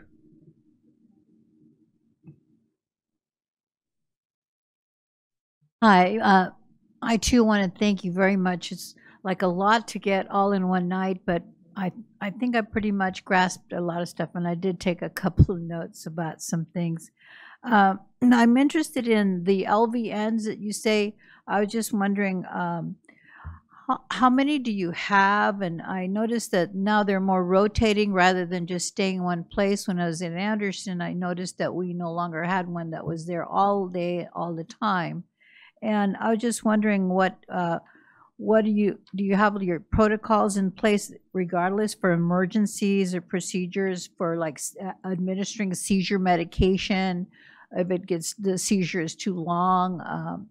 How often are the ambulances still coming and picking up children and taking them off there? And then what do you do with like respiratory failures and things like that? Do we have all those things in place for our children that come to school with that? Yes, we absolutely do. So the LVNs, there is a group of LVNs that work directly with the special education department and staff. And so the one that was assigned to Anderson was initially one from special education. In terms of our team, we have a mighty team of 7 that provides support across the district. And so we have a schedule, and they're once a week supervised by the assigned school nurse as well. And so the assigned school nurse does the procedure with the LVN once a week to ensure that there's good communication and advocacy for the students. Sometimes there's a challenge or a problem that arises that only the nurse and LVN see, and so then informing the parent to make sure that they're reaching out to their provider, their medical provider to follow up on that or change medications or procedures, et cetera. In terms of seizures, we have a board policy on Diastat seizure medication. Right. One of the things we are looking at is there's a new nasal inhalant. And so we're exploring that. Yeah. We're exploring that with our physician, our consulting physician from Loma Linda, Dr. Baum. But I would also say that the students who have known seizures have medical orders and their own medications, et cetera, that come with those medical orders from their doctor. Do they come with their own nurse, or do we just, is that enough, having 7 for our whole district? Depends on the level of need for the student. So our LVNs really manage the students who have a controlled medical condition, not something that's like an emergency kind of ongoing situation. So they have their own nurse. There are times when students have private duty nurses assigned to them by their own health insurance company. It also can be provided through special education as well. That is not something that student wellness assigns. So it would go through either your insurance or special education services as well. Okay, and then the other one I had is I noticed that you do have assistance league here in the bottom for a dental partnerships, and I just wondered how often do we partner with them, because they only have a dentist, I think, once a week now. Isn't that? I'm just curious because I don't remember ever hearing about using them still, even though we have wonderful dental mobile units. I've seen them. So Assistance League has a specific support that they provide to our district, and they've been a long-standing partner for us. And they provide through a grant, I believe, but it is dental sealants for 3rd and 4th graders, and then educational materials for our kindergartners at those same schools. And so they are assigned, I'm going to ballpark, I don't have that number in my head, but 15 to 20 schools where they provide that support, and another dentist provides the preventative care and cleanings for the other grade levels at that school, so that we ensure that it's available for all grade levels. So they've been a great partner to us. Okay, thank you. You're welcome. Are you with the Assistance League, Ms. Conde? Did I mention that? Did I mention that we're officers in the Assistance League? Felicia and I. Transparency. Mr. Ceballos? Thank you so much for the presentation. It was quite a lot of information. I would have maybe appreciated it like broken down part 1, part 2 kind of thing, but you tired us out. But I do appreciate, though, all of the great information and all of the great work that's obviously happening with both of your guys' departments. Just a couple of questions going back to some of the slides. So when you presented on the not on campus, but when you presented data on the suspension and suspension rates, Does that data include on-campus suspensions? Do we do on-campus suspensions? No, on-campus suspensions do count as a suspension. There is such a thing as on-campus intervention class, and they would code that as a 300, which would not count as a suspension, but an intervention class is very rare, and you have to have certificated staff. It has to meet certain criteria. So that's a very rare case. So typically right now we don't have on-campus suspension. The few schools that do it do count those. That has to be counted as a regular suspension. So the reason why I asked that, and I guess let me ask it in this way as well. So typically, teachers have the ability to suspend students from their classrooms. That doesn't necessarily mean an off-campus suspension. Would those constitute on-campus suspensions? In elementary, because the student is removed from class and coursework for the entire day, yes. In middle school and high school, because they're only removed for that period typically, then it does not count as a suspension. Okay, because, and again, the reason why I asked that is because when my son was in elementary school, he was often being suspended from the classroom, and those were not being reported as suspensions. So I would never get a form indicating your student has been suspended. Oftentimes, I wouldn't even get notified that they were being removed from the classroom until my son, would be able to verbalize or communicate that. Or in some cases, I would show up to school randomly and he was sitting in the office all day. So just making sure that, we are making sure that that's not happening. And if that's happening, that it is being recorded as an actual suspension. Yeah, it is set up with IT so that a teacher suspension it's how the clerks are trained, should be in the system, coded as a teacher suspension, and then that counts into our suspension rates. Yes. Thank you. And then, as you mentioned, obviously safety and sense of belonging on the survey were kind of low. For me personally, a lot of, and this is just my personal opinion, and from what I see, a lot of times not feeling like we belong can create a lot of additional social, emotional, and even mental health issues that come about, right? So anxiety, when we talk about anxiety or depression and things like that, in my opinion, a lot of those do stem from a lack of connection. A lot of times students don't have the ability or, at home to make those connections. Parents are working, quite frequently, things like that. And so they're oftentimes not making those connections at home, and then they come to school and then they're not making those connections to school. So that is a huge concern of mine that I'm seeing, and I would, like to really find out what are we specifically doing, and, maybe kind of circle back to us on what we're specifically doing to really raise that sense of belonging, across schools. And I would like to see that monitored a little bit more frequently than once a year, because this only happens once a year, right? The survey? Survey does, yes. In terms of the ability to do check-in surveys just on sense of belonging, we could do that periodically throughout the year. That just opened in terms of capabilities this year. So that is something that we could do, kind of dipsticks along the way as well to monitor that. I would like to see, that, especially in that area. And then another quick question: how do we monitor referrals to mental health providers? So the ones that we don't service in-house through either the HEART team or special education ERMs, the ones that get referred out, do we ever, monitor those, how they're doing? Are they receiving services? How are they improving? Like, how are they communicating back to the schools on how the students are progressing? Do they? They do. And so at the district level, we have a liaison, which is a Swiss staff member assigned to each one of those partners that meets with them biweekly.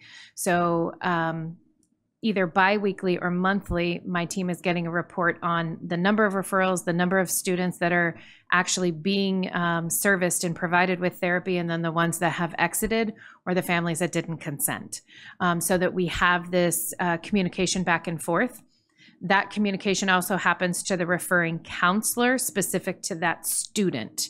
And so actually gets CC'd to us within SWIS so that we can see it coming back and forth. So if a counselor does a referral for Colleen Williams and Colleen Williams' family declines, then that communication would come back from Victor Community for us so that the school would know the disposition. And then if a student is receiving therapy services on the campus through Victor, through Heart, Heart obviously is our internal team and works very closely with the school team. So they work with the counselor on, hey, I'm working with the student on these issues, and as a counselor, you could support in this way. What could you do at Tier 2, or what could the classroom teacher do as well to help support the student to make growth faster, right?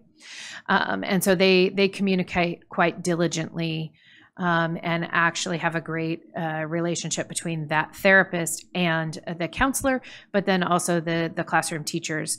Victor Community can share that information. Sometimes they participate if the student has an IEP. They'll sit in on the IEP and share information in terms of goal success and tracking as well. And then our partnership within Loma Linda actually has a database that gets shared back and forth so that the school team knows how well those students are doing and when they're ready to exit and be supported in Tier 2 instead of Tier 3. And I wanted to respond to the question about how are we, what are our next steps with sense of belonging, as the secondary part was low. And so one of the things that our superintendent was able to do with your support was really trying to get our high school and middle school students more connected with school by showing pride, and provided sweatshirts for all the kids. And so we've been getting really good feedback, anecdotal feedback, that they feel more connected to the school just because of what they're wearing. In addition to that, we're looking at involvement in athletics and in our before and after school programs. So you saw that there is an increase of students who are participating in our sports clinics. Therefore, we should see an increase of students participating in athletics. And so there is a relationship between students who are active in athletics, that they have a stronger sense of belonging. And then we're also kind of a theory that we're, just kind of playing with right now is, what is the added value for students who participate in our EXL program? So we're able to look at data of how they do academically and if they participate in our after school programs. So we'll also start looking at sense of belonging for students in the after school program to see if it's higher or lower than their peers who do not participate. So those are all things that are in the works too. Thank you so much. And then one last question that I have. So on your supplemental, you didn't cover this, but it's the climate and culture systems in SBC, the side packet on under social emotional behavioral health. There's a Tier 3 there, a portion, and we were noticing that some of the things that are on here typically would be supports that would be kind of like a special education level of support.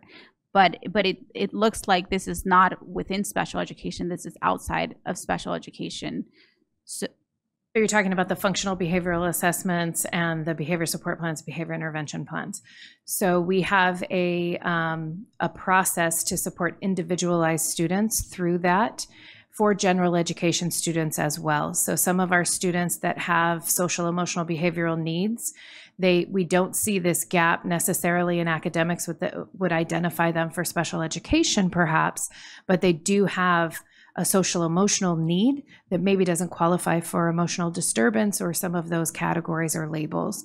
And so the onus is on us to ensure that those students are also given support. And so we have aligned our process to the PENT process, ensuring that we follow the identification of the function and the interventions that we're going to progress monitor for that student, even though they're general education. Got it. Okay. Thank you. You're welcome. Mr. Husky? This was to the question around the teacher suspensions. There's a specific ed code 48910 around teacher suspensions that has a specific process. Kids shouldn't be just going up to the office to just sit. If a parent comes in and their kid's just sitting there, if a teacher does a teacher suspension, there's a form that they should be using for the teacher suspension, and then it is incumbent upon them, and it is in the law, that they schedule a meeting with the parent as soon as possible. So it's in the ed code. It's 48.910. Dr. Wyatt. Thank you, Mr. President, and again, great presentation and quite a bit of information in one presentation. I heard you mention the PENT process. Can you explain that a little bit more? That's something new to me. So it's the process that you would go through to identify what are the needs of an individual student, what's the function of their behavior, what are they trying to escape or avoid or gain or get. And so we do that through a little bit of research in the CUME folder and in their ARIES documentation, but then we also do interviews with all of the staff and the family that interact with the student, and observations in the classrooms and in common areas. How do they behave? What does it look like? When do we see these behaviors? Is there a pattern that it only happens in Miss Williams' classroom? Then this is a relationship issue that we can manage, right? If it's across my environments, or when my environments are less structured, like recess and lunchtime compared to the classroom, then we would put different supports in place for that student. So we do follow that process, which is aligned to the special education process as well. But we provide that service for students that don't have an IEP as well. Is that a San Bernardino City Unified School District process? No, that's a state process. And what does that stand for? Oh, you're going to quiz me. I'm going to have to look that up and let you know. Okay. Like I said, I haven't used that one before, so that was new to me. So I'll figure it out, though. I can check it real quick. Is it PENT? PENT, yes. All right. Thank you. Thank you for the presentation.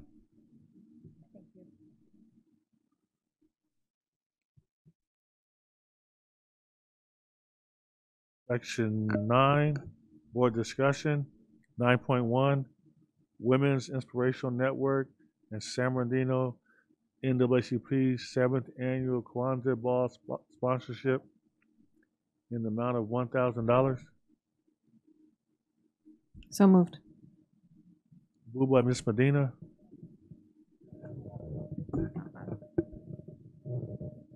Second. Second by Ms. Alexander. Vote, please.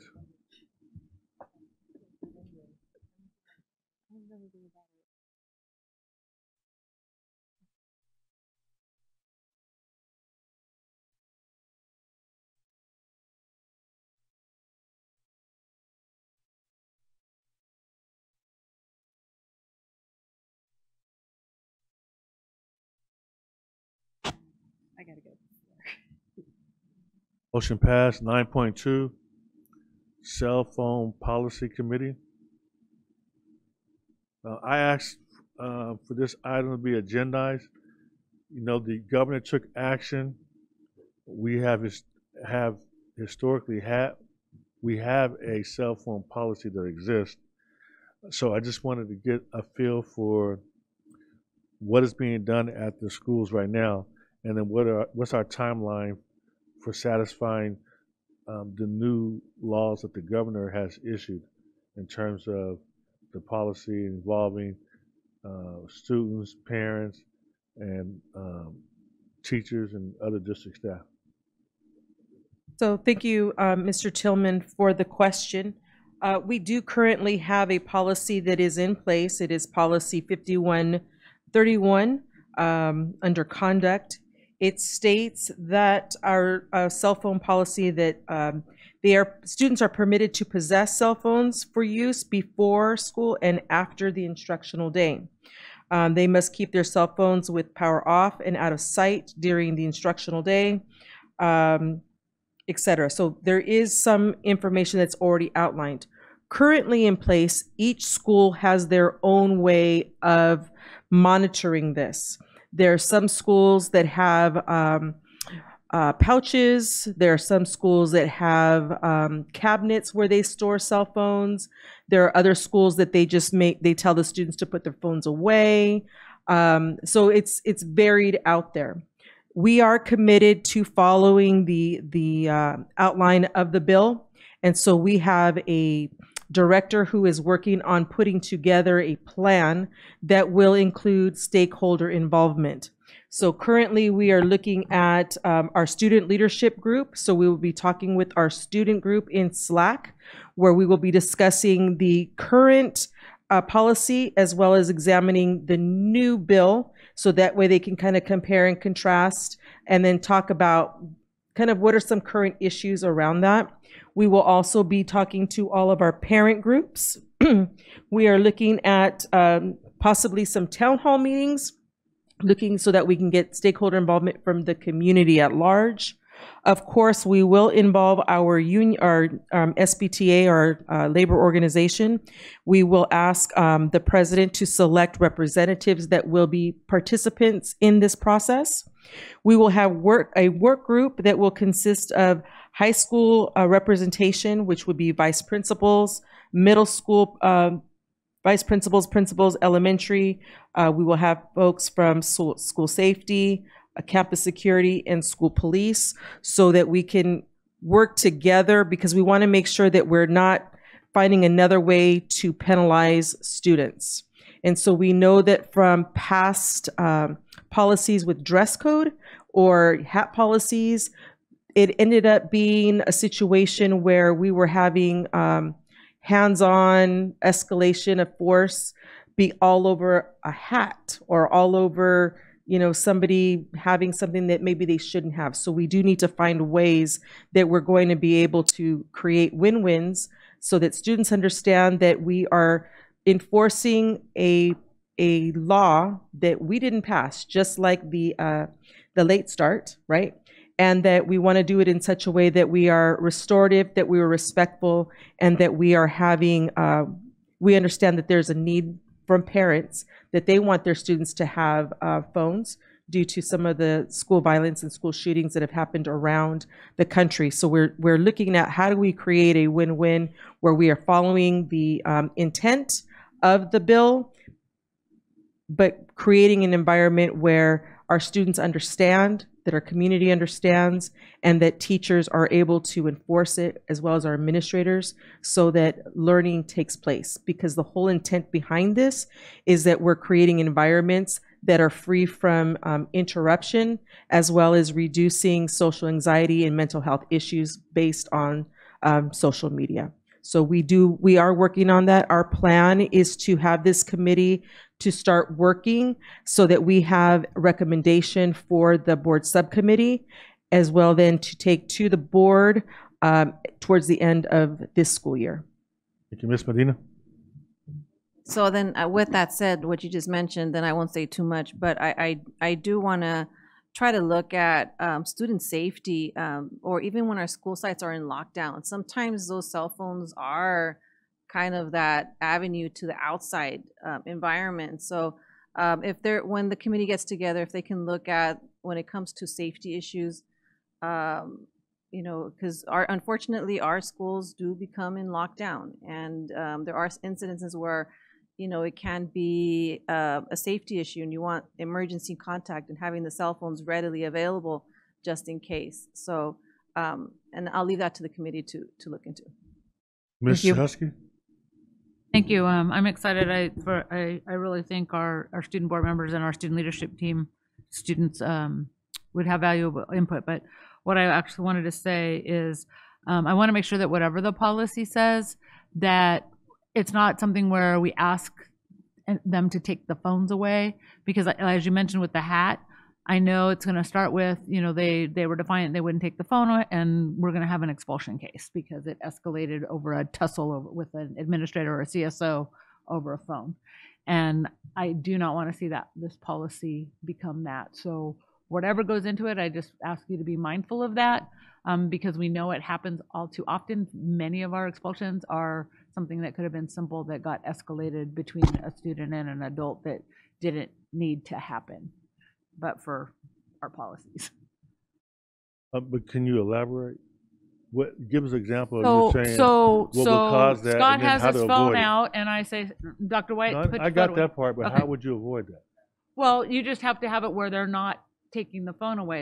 Either they go up to the office or you call the parent, or there I'm has to be asking. something else. Okay. But often what ends up happening is then they want to take they want to take the phone, so they go, I got you. and then it's on. All right. No, Thank and you. then it's on. Thank you. Ms. Grande? Well, I really, really, really want to see a piece where we explain to students, because they are going to be adults and they are really intelligent when it comes to what they need and want, and explain the whys of it. You know, I mean, even in all our discussions, you know, I keep hearing, okay, now tell me again why we're doing this. Tell me again why the governor did this.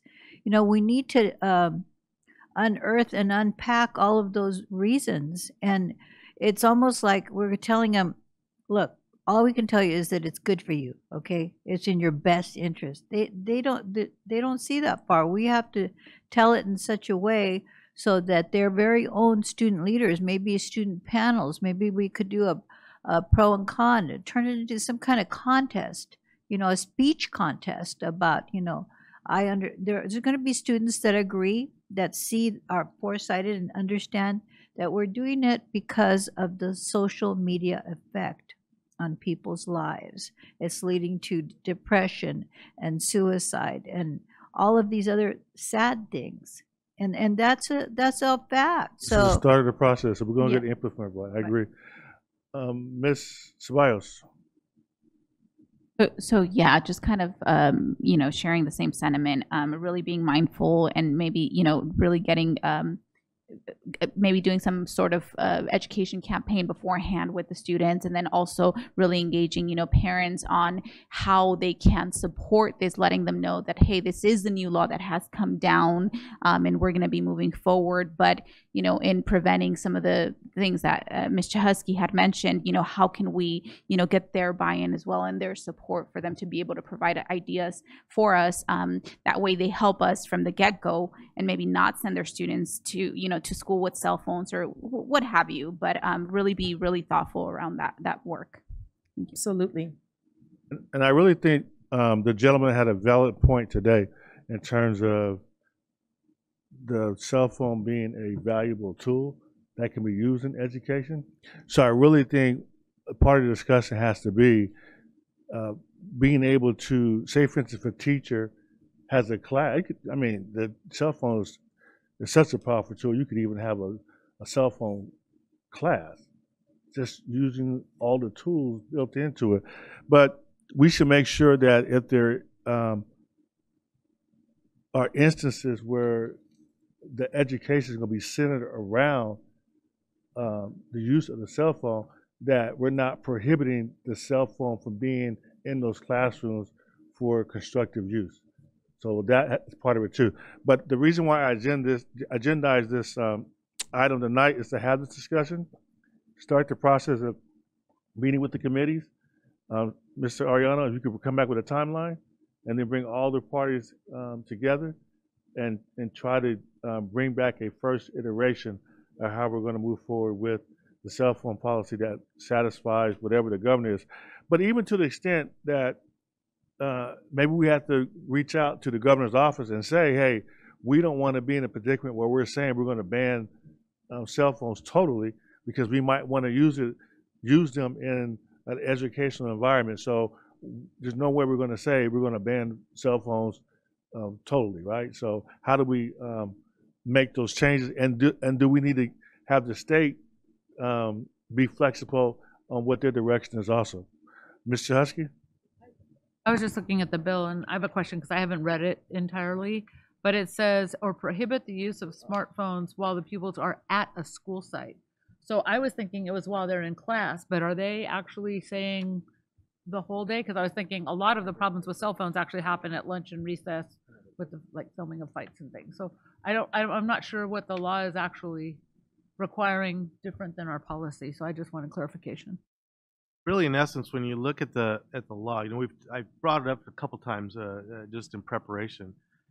Really, what it boils down to is a local control decision. The big part of the law is asking for significant stakeholder participation in deciding what's best on how to limit or eliminate, if we so wish as a community, those phones. So I think the work that we're planning, that Dr. Rodriguez is leading, having to go through the lens of the student, have it go through the lens of our teachers, have it go through the lens of our parents, have it go through the lens of our administrators. All those are important viewpoints that I think are going to get us, and I'm just predicting, guessing, I think it's going to get us right back to where our policy is now, is that if it's in control of the teacher's monitoring, and it's for an instructional use that benefits the kid, let's use it. But again, I don't want to, I'm just guessing, but it's, the essence is local control decision. And that's critical because, it is a technological device, which means that it's only going to become more and more powerful as time goes on. And there will be more and more uses for it as time moves on. We had a big presentation today about health. There's all sorts of ways that a phone could be used to enhance a person's health, including students, whether it's diabetes or heart conditions. It's just unimaginable all the different roles that it will play in the near future. So we just got to make sure we're careful about not putting us in a predicament where we're not going to be able to benefit the good part of it also. And we'll look forward to the committee's report, and we'll move forward. Thank you very much. Section 10, action items. 10.1, personnel report. As presented. So move. Second. Been moved in second. Vote, please. Moved by Dr. White and second by Ms. Medina.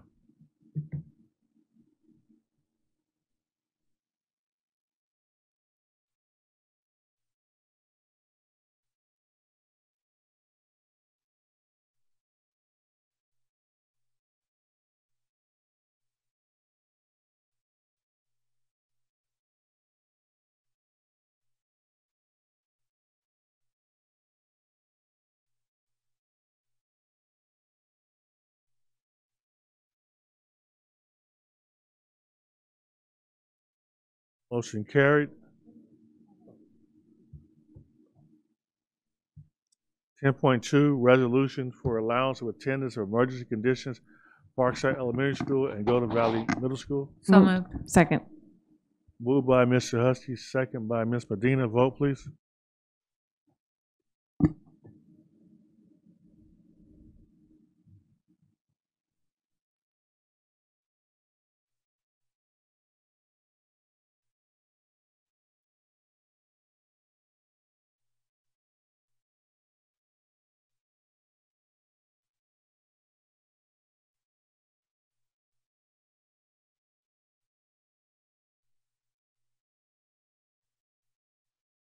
Ten point three, resolution to approve and adopt the initial study, mitigated negative declaration, and adopting the mitigation monitoring and reporting plan, approving the project and directing the filing of a notice determination for Kuma Park Sports Lighting Project. So move. Moved by And- Dr. Wyatt, second by Mrs. Alexander. Vote, please.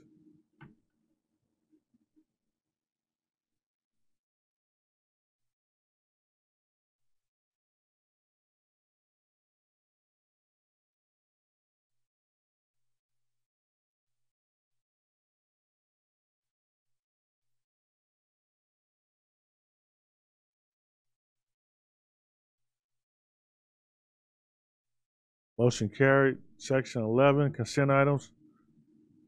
So moved. Second. Moved by, who was it moved by? Ms. Medina, second by Dr. Wyatt. Any to pull?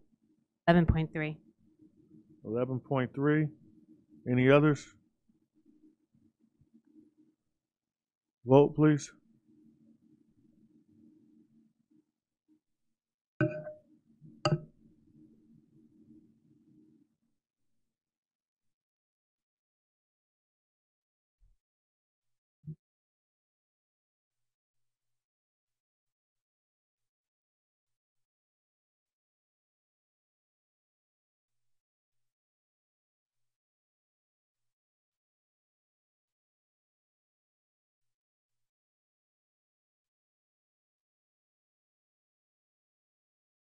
Ms. Alexander? Just can't vote on it. Oh.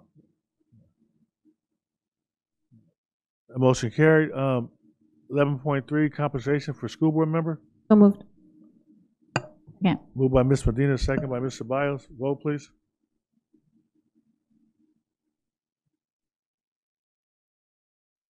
Motion carried. Was that a wrong item? This is 11.3. It carried. It was fast, I agree.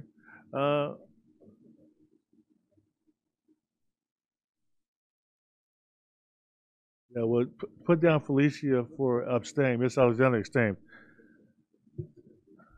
Section 12. Comments, reports by union organizations. 12.1, San Bernardino Teachers Association. No report. 12.2, California School Employees Association. No report.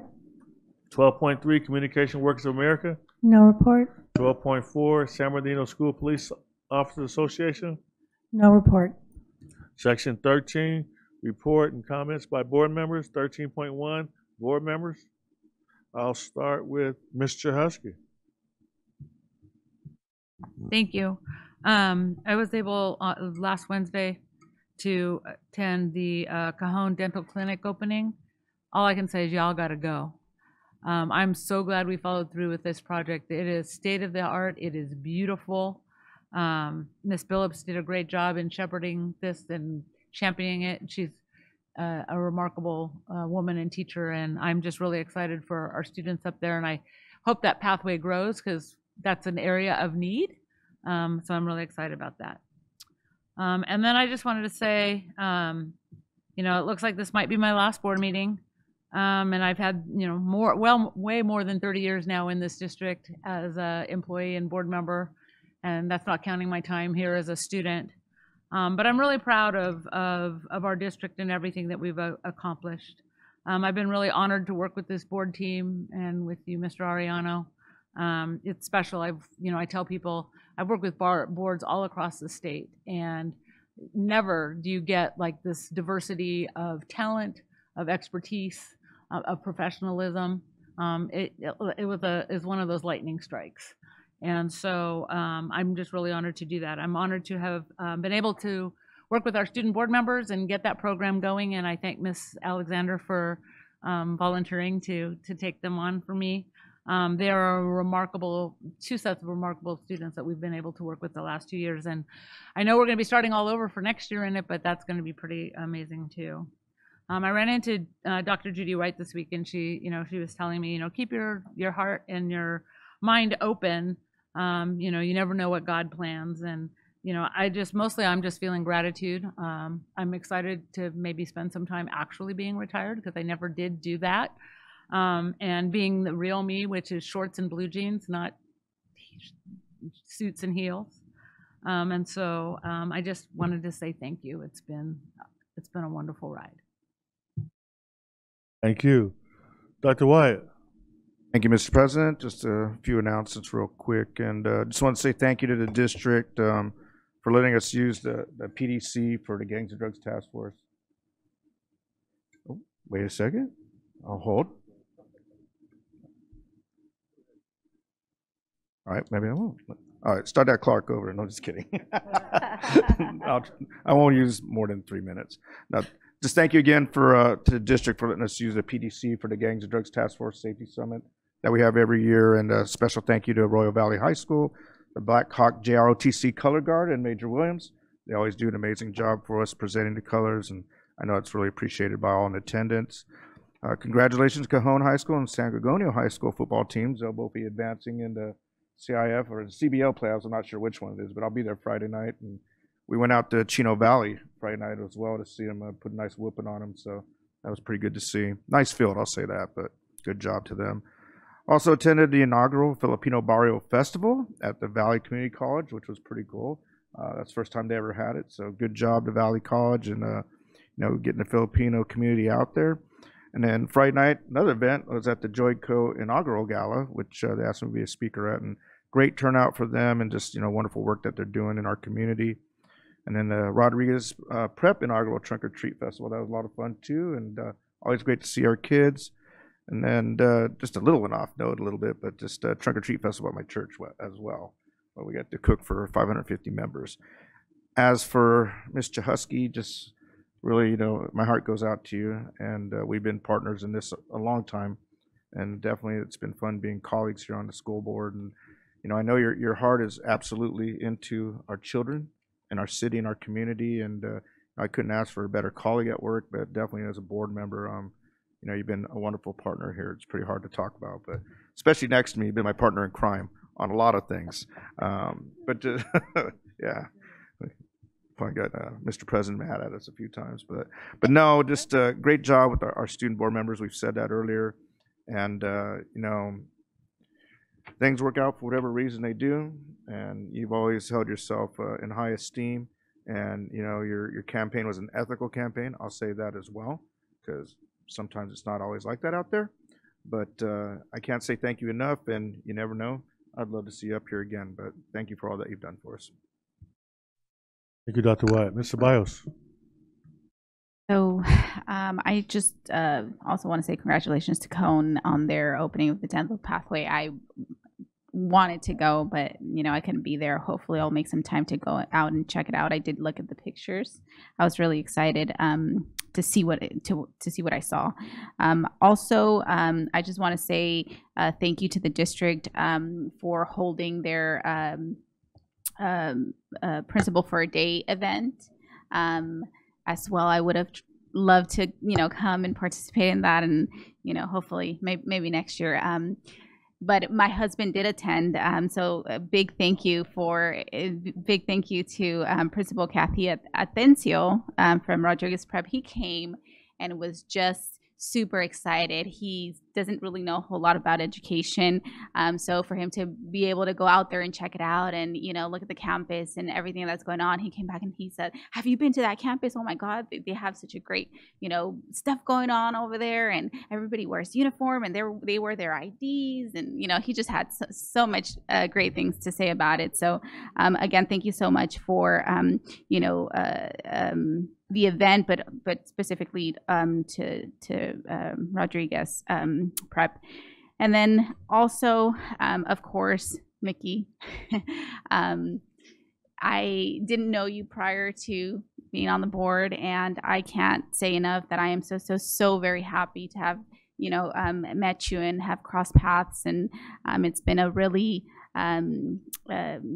amazing time. I've learned so much from you, and since we went to, where was it? I think it was CSBA a couple years back. We really got an opportunity to connect there, and I really appreciate it. And then after that, we came back, and I was like, yes, Mickey. I'm really gonna miss you. But you'll be around, and come back and visit us. So yeah. I won't say more because then I'll start bawling. So that's pretty much it. And, happy Thanksgiving to everybody out there. We'll see you next month. Ms. Grande. Well, I'm just going to start with Mickey because I've been following her my entire career. As soon as I arrived, I figured out who the movers and shakers were. And I knew that if I really wanted to belong, I had to belong first to SPTA. And I heard so many stories about her. She's like a legend. And people don't really even know because, one of the things is once you know the legend, you don't say anything. You don't say anything about that legend. But we really got to know each other at the CUBE event last week, a couple weeks ago. And we both had our daughters with us. And it was a wonderful event. It really was. And I think we inspired them and they inspired us. And, we thought about buying a big hotel and a restaurant, a couple $1 million. And she said, yeah, we'll make it work. I can make it rain. It was wonderful. It was Brandon and I. We're going to buy it and take it over. All right. So thank you very much for that, and I'm not letting you go. I know where you live, so going to be more. And then also, I actually got to see Myra's husband at the principal for the day. And the fact is, I do have an MA in education, and I do have an admin credential, so I felt it was very natural for me to want to be principal. I actually applied for principal there. And I was turned down 3 times by this district. Perry Wiseman didn't like me. I don't know why. Okay. So, but anyway, it was a dream of mine. So there you go. And Cindy Shimming, she made me a beautiful sash. I'll save it for next year. And thank you, Lisa No, the Anderson coordinator. I saw many, many great things happening that makes me happy. And then also, though, I do have another note. However, I don't believe that our students there have equity. Because our students here, 18 to 22, do not have a bona fide principal. So why do they not have principal like other school sites do anymore? So I have an ask.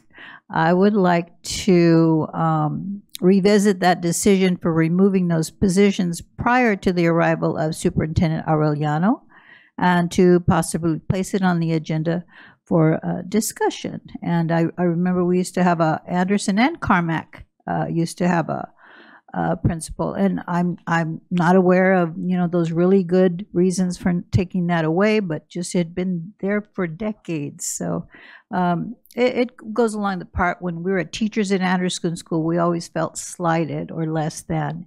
And as Superintendent Aureliano likes to tell me, he says, all means all. So all students, we worry about all students. And I carry around Shine booklets with me, and every time I'm thinking it's not true, I pull it out for inspiration. So I can still keep coming to this job and staying fresh and new. And I'm not going to stop till I know everything in there by heart. So, and I've always done that. So thank you. Happy Thanksgiving and happy Scorpio birthdays everywhere. Thank you. Thank you, Ms. Medina. I just want to say, majority of my comments will be towards Mickey Chehusky. I remember going to conferences at the state level, and I didn't know you worked in our school district, but I knew that you were a person to watch, not to watch out for, but you could move things, and you had influence. And when I found out that you were our former teachers union, I was like, oh wow, and she's in our school district. And when you would come to present for the different programs when it came to the youth department, I mean, you had the passion, and you kind of knew that with Mickey you can't mess when it comes to education, teachers or students and so forth. You were on it, and that's one thing that I'm one of those that I will not give up. So I still have faith and I still have hope. So I won't say goodbye, but I know that you have brought so many assets to the district that I'm mind blown of the things that when it comes to our youth that I didn't really understand until you've been able to kind of explain things to me and to us as a group. So I really hope there's a way we can still continue that work.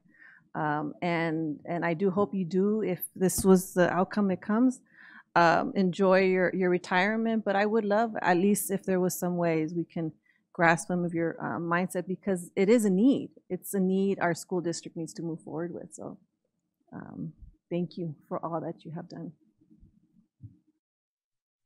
Thank you. Ms. Alexander? So I'll first start off with Mickey. I had an opportunity to meet Mickey, I think about 2.5 years ago. And I've gotten to know you, and I really appreciate you for your inspirational leadership and just who you are. Like, you are very transparent. You come with Mickey, so that song will always be in my head. But so thank you for even trusting me to work with the student board leaders and asked me to do that. I appreciate that, and I'm honored. And I know that I will be leaning on you, and definitely know that you're not going anywhere. And I'm like, Abigail, I'm not giving up. So, there's still time, but I think it is important to honor you for who you are and what you bring to the board and just you as a person. So thank you. Yeah. So I do have a couple of updates. I had an opportunity to attend Cajon High School's Bite of Reality, which was a really great program that was sponsored by ThinkWise and ThinkWise Credit Union. And it was an opportunity for the students to really see what it's like to live in an environment where they had to pay bills and they had to purchase a home, purchase a car. And it was all about getting them to think about the decisions that they're making and to make smart decisions. But it started off with them in debt and then getting out of debt. So I thought it was a very interesting program. It was put on by two of the Pathway instructors or teachers, Brittany Gilroy, which is the Pathway teacher for sports and medicine, and Mr. Georgie, who's the Pathway instructor for business. And it was definitely informative for me as a board member to see the students out there because it was two series. They had one in the morning, one in the afternoon, and they were all engaged. So I just want to compliment the teachers who took the time to make this happen, and then the students for attending and having an interest to do so because they were very engaged. The second one is I attended San Bernardino High School's class reunion. Though I'm not a Cardinal, it was very cool. Met someone who graduated in class of 66. And it was the parade. It was in the neighborhood, so getting out in the neighborhood, it was on Halloween, so we were able to pass out candy, but it was just really cool. And then lastly, just a couple of months ago, I believe I brought this up, is about the NJROTC. So I attended the military academy for their just review of just the different universities and the options that if you apply, you can at least see if you get in. There are criterias.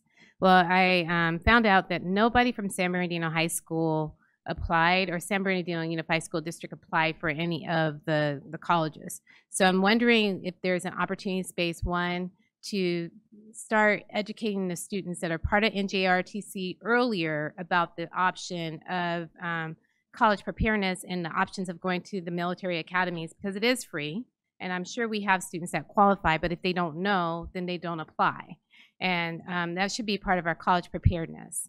I also see that we have approved several field trips to universities, but again, this might be an opportunity space for us to approve a field trip for the students to go and visit these universities. So now they have an idea.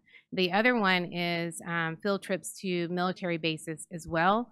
So I'm just trying to see how we can support our students who have an interest to pursue in the military. Either they're part of NJROTC or they have an interest. So it's just an area that I would like to get documented for us to further discuss, further see, and see what resources we have to support our students through NJROTC.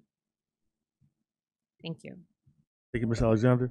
On the subject of student board members, I was looking in Ed Code, and there's a provision in there that allows you to compensate student board members. So I'd like for us to agendize that and see about levels we can pay them and making that happen. I support that. So you can bring it back to us, Mr. Ariano. And then Mr. Husky, just wanted to give you a special thank you. You know, I went to San Bernardino High School, so I knew Mickey's mother because she was the choir instructor. And I had band, so we just knew you didn't mess up Mr. Husky's room because he didn't play. But I had heard about Mickey because my sisters and brothers were older than me. They were at San Bernardino High School while she was there. I think my sister Valerie didn't like her for some reason, but I don't know. I had heard her name. I had heard her name in my house a lot. And Earl and Dee Dee were cool with you, right? But, oh, is that how you guys knew? Band. Okay, that's what it was then. I never knew. I had heard the name a lot. But then 30 years ago, I decided I was going to run for school board. And I told my mentor, Lois Carson, we were having a discussion. I said, hey, I'm going to run for the school board. She said, well, if you're going to run for school board, you got to go talk to Sylvia's daughter, Mickey, because she's like the vice president of the Teachers Association. And so we made a phone call, we met. And really, if you don't like me as a board member, you got to blame Mickey because she had a huge role, her and the association, in getting me elected the very first time in 1995. And since then, it's just been wonderful. No one will ever know all the things and all the people that Mickey has helped throughout her years in this district. It's just, there's no way of being able to tell everybody about all the folks that she touched. But I appreciate all the work that you have done. It's been wonderful to have you as a school board member. It just seemed like unbelievable when we saw the results, but for the amount of time you were here, it's just been great. And we know you're going to continue to do great things with our district. We have a small token of appreciation for you.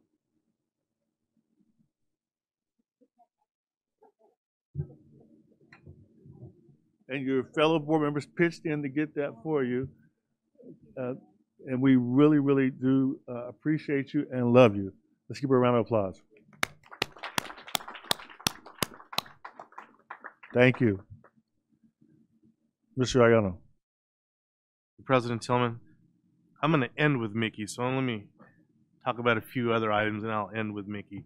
First of all, Dr. Rodriguez, to you, Colleen, and Marlene, thank you for a great report.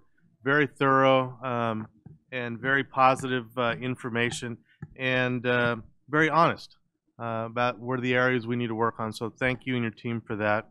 And also, I know she's no longer in here, but I wanted to say it was nice to meet your mom today, Abigail. It was really cool. She's so proud of you. When she looks up at you, you can see the pride. So thanks for introducing her to me today. So just wanted to share just a few accolades today, and want to recognize Ann Pearson, who earlier in the month received the California Department of Education's Expanded Learning Leadership Award from State Director Michael Funk. So congratulations to Ann. She's what she's done in terms of EXL has been outstanding, and it's setting the standard across the state. So congratulations to Ann. Next slide. And continuing on our history of this district shining, Cal State University San Bernardino later this week is having their 4th annual Educational Leadership Summit. And as part of that summit, they find and look for excellence throughout the Twin Counties, San Bernardino County and Riverside County. So I was very excited to receive emails last week indicating that we had 5 people from the school district who are being recognized by Cal State San Bernardino. First of all, Mr. Danny Tillman for outstanding district leader. So congratulations, Mr. Tillman, for that. Devonna Robinson, you may know from our African American Parent Advisory. She's being recognized as the outstanding parent leader. Amanda Armandaris is being recognized as as the outstanding classified employee this year. Mary Pierce is being recognized as the outstanding instructional leader. And Shanita Stevenson, one of our administrators, is being recognized as the outstanding school site leader. So it looks like SBCUSD cleaned up this year at the awards. So congratulations to all of you helping us continue to shine as a district. So unfortunately, Mr. Tillman, I won't be there on Thursday. I'll be in Santa Fe at the Dual Immersion Conference, but know that I'll be there in spirit for you and everyone there. Know how darn proud we are of the impact that all of you have had. So congratulations, sir. Next slide. And it was mentioned today, boy, I tell you what, the Cajon Dental Pathway, I want to congratulate not only this board, but I think even the previous board where this conversation first started about whether or not there should be a dental pathway. And I know many of you, when you came on board, started championing this opportunity. When I walked in, you think of something, you think it's going to look a certain way, and then you walk in, it's 10 times better. That's what Cajon Dental Pathway. It's an amazing experience, and I do want to commend Annette Billups, the teacher that was behind this vision. It's incredible, and if you haven't had a chance to visit that classroom, it's something that you will have not imagined in your head what it's going to look like. So please go up there, check it out, because it's a stellar program. And once again, SBCUSD shines, and it's the example in the county. So great job to Annette Billups, and thanks to Principal Dr. Chris Jackson, who's been very supportive of Annette in her program. Next slide. And principal for a day, I want to thank Mary Roan Goodwin and everyone in the communications department for bringing back principal for a day. We had over 40 people from the community who served as principals, and they were business partners, nonprofit organization folks, faith-based parents, spouses of board members. We had everybody in there. And it was an opportunity for us as a district to find ambassadors to really see what's going on in our classrooms. As you have heard me say, oftentimes during a time that I wasn't here, it really irritated me when people make negative assumptions about our districts. But when you bring them into the schools and you see them what's really going on, they are surprised. They are excited. They just didn't see it coming. And so what happened from Friday's event is now we have close to 50 ambassadors who are now out in the community talking about the great things, our great kids, our great teachers, our great administrators that are happening in the district. So I invited all 40 of them plus to come back next year, but to bring their vice principal with them, meaning bring another 40 people with you. And then we're going to continue to build this momentum. So I appreciate those of you that were able to join us that day. And I think it's a great opportunity to showcase everything that's happening in the district. And so now I will end with Mickey. So let me just start. First of all, I just want to commend everybody that ran for board. Oh, I'm sorry, I did have one more. Sorry. San Gregonio sent me this picture. It was a thank you for the hoodies. So they've gotten their hoodies. So I try to show you pictures every time that every school gets their hoodies. But this is Sanji's blue hoodies, and they are looking good. So thank you. So I want to thank everyone who put their name on the ballot to be a part of this school district board. You know, I'm always very grateful and very humble that people want to be part of this organization. So, you know, for those folks that put their name in who are not incumbents, I commend them. And I really appreciate that they want to be part of something great, right? I do want to congratulate those who will be remaining with us. I think it's a testament, a good indicator from the community that people feel comfortable, they feel confident in who we have here. I do want to welcome, if indeed the data or the votes stay the same, Mr. Santos to the board. And I encourage him, if he gets a chance, to speak to Ms. Chahusky and have an opportunity to learn about the board. But to Mickey, I just want to say, first of all, thank you for being part of the board that hired me into this position. Mickey, you and I go way back, working together as colleagues when I was a principal here, when I was director of HR, and you were the union president. And you were the one that set my career trajectory moving forward as an assistant superintendent of HR, because you showed me that a school district and unions can work together in a positive way. And it's not a fight, it's a collaboration. And so I owe you, as mentioned here, you've had a lot of impact on a lot of people, and I'm one of those people. You led my very successful trajectory of my career because of the attitude, the support, the realness that you had in me. So I want to thank you for helping my career advance. You've been very impactful. And I want to thank you for your time on the board. And on this short time that you've been on board, man, you have accomplished a lot. And it's always kid-centered. It's always what's best for kids. And I admire that greatly about you, because you were like that as a teacher. You were like that as a union leader. You were like that in student services, and you were like that still as a board member. And so it's been an honor to be not only your friend, but your colleague, to learn from you, to know that I've experienced success because of you. And I'm honored and grateful for all that. And I know you're not going anywhere. You're going to be here for all of us, because that's the kind of person you are. I know there's not sour grapes. You just see possibilities and the next steps here. So just want to say on behalf of the board, we love you. I think this whole district loves you. And you're going to be here with us, and we're going to keep bugging you. So, and go Buckeyes, right? And that's all I have today, President Tillman. And congratulations to all the board members who won re-election, and congratulations to Mr. Santos, who also ran and was successful. That brings us to section 14. No, actually, section 14, summary of board members' requests. 14.1, review of requests. Good evening. The first request is from President Tillman. He requested that Mr. Ariano provide a timeline for implementation of the bill regarding student cell phones. The next request is from Mrs. Grande. She would like to revisit the decision to remove the administrator positions at Anderson. The next request is from Mrs. Alexander. She would like to support our JROTC as an option for college, including field trips and resources. And the last request is from President Tillman, requesting to agendize the compensation of student board members. Thank you. Thank Moved. you. And that brings us to section 15. So moved. We move to adjourn. Oh, I'm sorry. I'll let you wait. You haven't finished. Meeting adjourned.